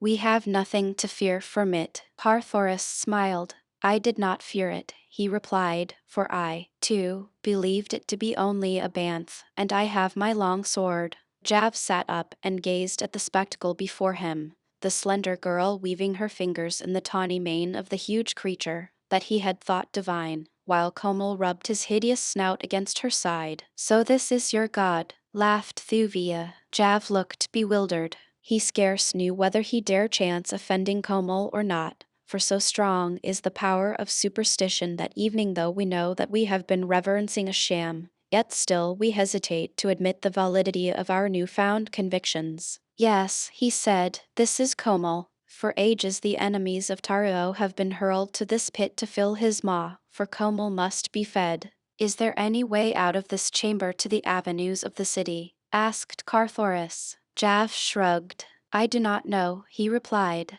"Never have I been here before, nor ever have I cared to do so." "Come," suggested Thuvia, "let us explore. There must be a way out." Together the three approached the doorway through which Komel had entered the apartment that was to have witnessed their deaths. Beyond was a low-roofed lair, with a small door at the far end. This, to their delight, opened to the lifting of an ordinary latch, letting them into a circular arena, surrounded by tiers of seats. "Here is where Komel is fed in public," explained Jaff. "Had Tario dared it would have been here that our fates had been sealed. But he feared too much your keen blade, Red Man, and so he hurled us all downward to the pit." I did not know how closely connected were the two chambers. Now we may easily reach the avenues and the city gates. Only the bowmen may dispute the right of way, and knowing their secret, I doubt that they have power to harm us. Another door led to a flight of steps that rose from the arena level upward through the seats to an exit at the back of the hall. Beyond this was a straight, broad corridor, running directly through the palace to the gardens at the side. No one appeared to question them as they advanced, mighty Komel pacing by the girl's side. Where are the people of the palace, the Jedek's retinue? Asked Carthoris. Evening in the city streets as we came through I scarce saw sign of a human being, yet all about are evidences of a mighty population. Jav sighed. Poor Lothar, he said. It is truly a city of ghosts. There are scarce 1,000 of us left, who once were numbered in the millions. Our great city is peopled by the creatures of our own imaginings. For our own needs we do not take the trouble to materialize these peoples of our brain, yet they are apparent to us. Evening now I see great throngs lining the avenue, hastening to and fro in the round of their duties. I see women and children laughing on the balconies. These we are forbidden to materialize, but yet I see them, they are here. But why not? He mused. No longer need I fear Tario, he has done his worst, and failed. Why not truly? Stay, friends, he continued. Would you see Lothar in all her glory? Carthoris and Thuvia nodded their assent more out of courtesy than because they fully grasped the import of his mutterings. Jav gazed at them penetratingly for an instant, then, with a wave of his hand, cried, "Look!" The sight that met them was awe-inspiring. Where before there had been naught but deserted pavements and scarlet swords, yawning windows and tenantless doors, now swarmed a countless multitude of happy, laughing people. It is the past, said Jav in a low voice. They do not see us, they but live the old dead past of ancient Lothar, the dead and crumbled Lothar of antiquity, which stood upon the shore of Throxus, mightiest of the 5 oceans. See those fine, upstanding men swinging along the broad avenue. See the young girls and the women smile upon them. See the men greet them with love and respect. Those be seafarers coming up from their ships, which lie at the quays at the city's edge. Brave men, they, but the glory of Lothar has faded. See their weapons. They alone bore arms, for they crossed the 5 seas to strange places where dangers were, with their passing past the martial spirit of the Litharians, leaving, as the ages rolled by, a race of spineless cowards. We hated war, and so we trained not our youth in warlike ways. Thus followed our undoing, for, when the seas dried, and the green hordes encroached upon us, we could do naught but flee. But we remembered the seafaring bowmen of the days of our glory. It is the memory of these, which we hurl upon our enemies. As Jaff ceased speaking, the picture faded, and once more, the 3 took up their way toward the distant gates, along deserted avenues. Twice they sighted Litharians of flesh and blood. At sight of them and the huge banth which they must have recognized as Comol, the citizens turned and fled. They will carry word of our flight to Tario, cried Jaff, and soon he will send his bowmen after us. Let us hope that our theory is correct and that their shafts are powerless against minds cognizant of their unreality. Otherwise we are doomed. Explain, red man, to the woman the truths that I have explained to you, that she may meet the arrows with a stronger counter-suggestion of immunity. Carthoris did as Jav bid him, but they came to the great gates without sign of pursuit developing. Here Jav set in motion the mechanism that rolled the huge, wheel-like gate aside, and a moment later the 3, accompanied by the banth, stepped out into the plain before Lothar. Scarce had they covered 100 yards, when the sound of many men shouting arose behind them. As they turned they saw a company of bowmen debouching upon the plain from the gate through, which they had but just passed. Upon the wall above the gate were a number of Litharians, among whom Jav recognized Tario. The Jeddak stood glaring at them, evidently concentrating all the forces of his trained mind upon them. That he was making a supreme effort to render his imaginary creatures deadly was apparent. Jav turned white and commenced to tremble. At the crucial moment he appeared to lose the courage of his conviction. The great banth turned back toward the advancing bowmen and growled. Carthoris placed himself between Thuvia and the enemy and, facing them, awaited the outcome of their charge. Suddenly an inspiration came to Carthoris. "Hurl your own bowmen against Tario's," he cried to Jaff. "Let us see a materialized battle between 2 mentalities." The suggestion seemed to hearten the Lothlarian, and in another moment the three stood behind solid ranks of huge bowmen who hurled taunts and menaces at the advancing company emerging from the walled city. Jav was a new man the moment his battalions stood between him and Taro. One could almost have sworn the man believed these creatures of his strange hypnotic power to be real flesh and blood. With hoarse battle cries they charged the bowmen of Taro. Barbed shafts flew thick and fast. Men fell, and the ground was red with gore. Carthoris and Thuvia had difficulty in reconciling the reality of it all with their knowledge of the truth. They saw Utan after Utan march from the gate in perfect step to reinforce the outnumbered company, which Tario had first sent forth to arrest them. They saw Jav's forces grow correspondingly until all about them rolled a sea of fighting, cursing warriors, and the dead lay in heaps about the field. Jav and Tario seemed to have forgotten all else beside the struggling bowmen that surged to and fro, filling the broad field between the forest and the city. The wood loomed close behind Thuvia and Carthoris. The latter cast a glance toward Jav. "Come," he whispered to the girl, "let them fight out their empty battle. Neither, evidently, has power to harm the other. They are like two controversialists hurling words at one another. While they are engaged, we may as well be devoting our energies to an attempt to find the passage through the cliffs to the plain beyond." As he spoke, Jav, turning from the battle for an instant, caught his words. He saw the girl move to accompany the Heliumite. A cunning look leaped to the Lothlarian's eyes. The thing that lay beyond that look had been deep in his heart since first he had laid eyes upon Thuvia of Tarth. He had not recognized it, however, until now that she seemed about to pass out of his existence. He centered his mind upon the Heliumite and the girl for an instant. Carthoris saw Thuvia of Tarth step forward with outstretched hand. He was surprised at this sudden softening toward him, and it was with a full heart that he let his fingers close upon hers, as together they turned away from forgotten Lothar, into the woods, and bent their steps toward the distant mountains. As the Lothlarian had turned toward them, Thuvia had been surprised to hear Carthoris suddenly voice a new plan.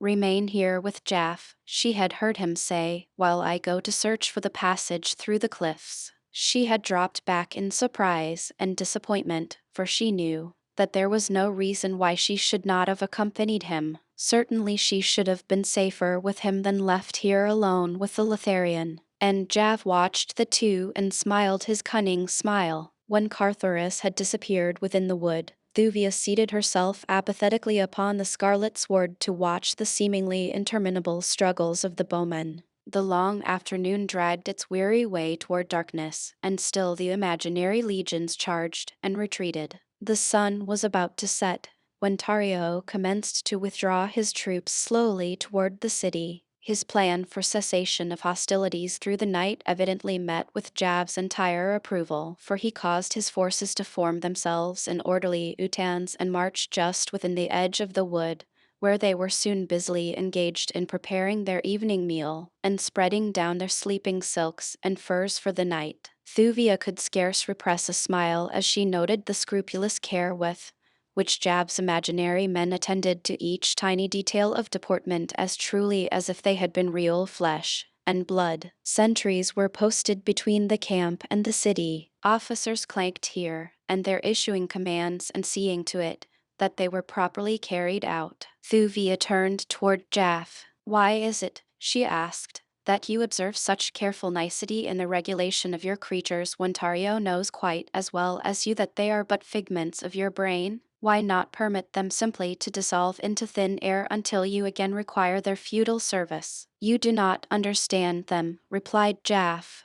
"While they exist they are real. I do but call them into being now, and in a way direct their general actions. But thereafter, until I dissolve them, they are as actual as you or I. Their officers command them under my guidance. I am the general, that is all, and the psychological effect upon the enemy is far greater than were I to treat them merely as substanceless vagaries." "Then, too," continued the Lothlarian, "there is always the hope, which with us is little short of belief, that someday these materializations will merge into the real, that they will remain, some of them, after we have dissolved their fellows, and that thus we shall have discovered a means for perpetuating our dying race. Some there are who claim already to have accomplished the thing. It is generally supposed that the etherealists have quite a few among their number who are permanent materializations. It is even said that such is Tario, but that cannot be, for he existed before we had discovered the full possibilities of suggestion. There are others among us who insist that none of us is real,